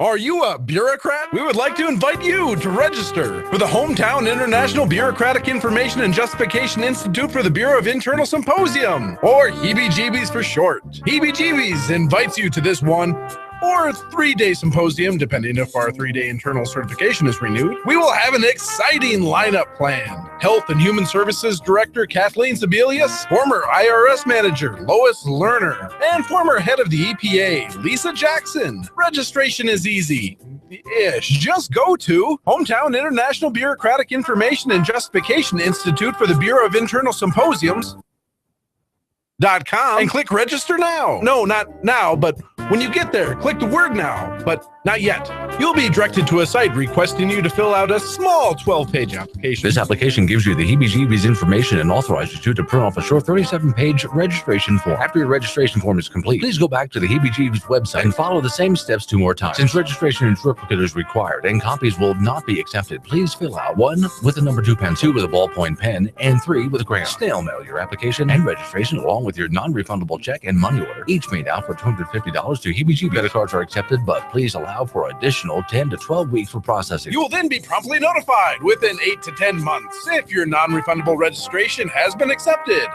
Don't delay. Get the heebie-jeebies today. I had a lot of friends who were surprised when I said I was going to work for a coal company because I am such an environmentalist. A lot of people have a very outdated image of what coal mining is. The coal miners that I work with take a lot of pride in restoring that land to what it was before we mined it. Everybody here's a person wanting to do the right thing. We all have kids, we all have family, we don't want to leave a mess. We can utilize coal and keep a good supply of electricity that's stable and low cost. We here at the radio station are firmly convinced the pod people have taken over the minds of your elected officials. Well, it's either that or they're just that stupid and crazy. Seriously, which is more plausible? I'll let Glenn explain it. Here he is.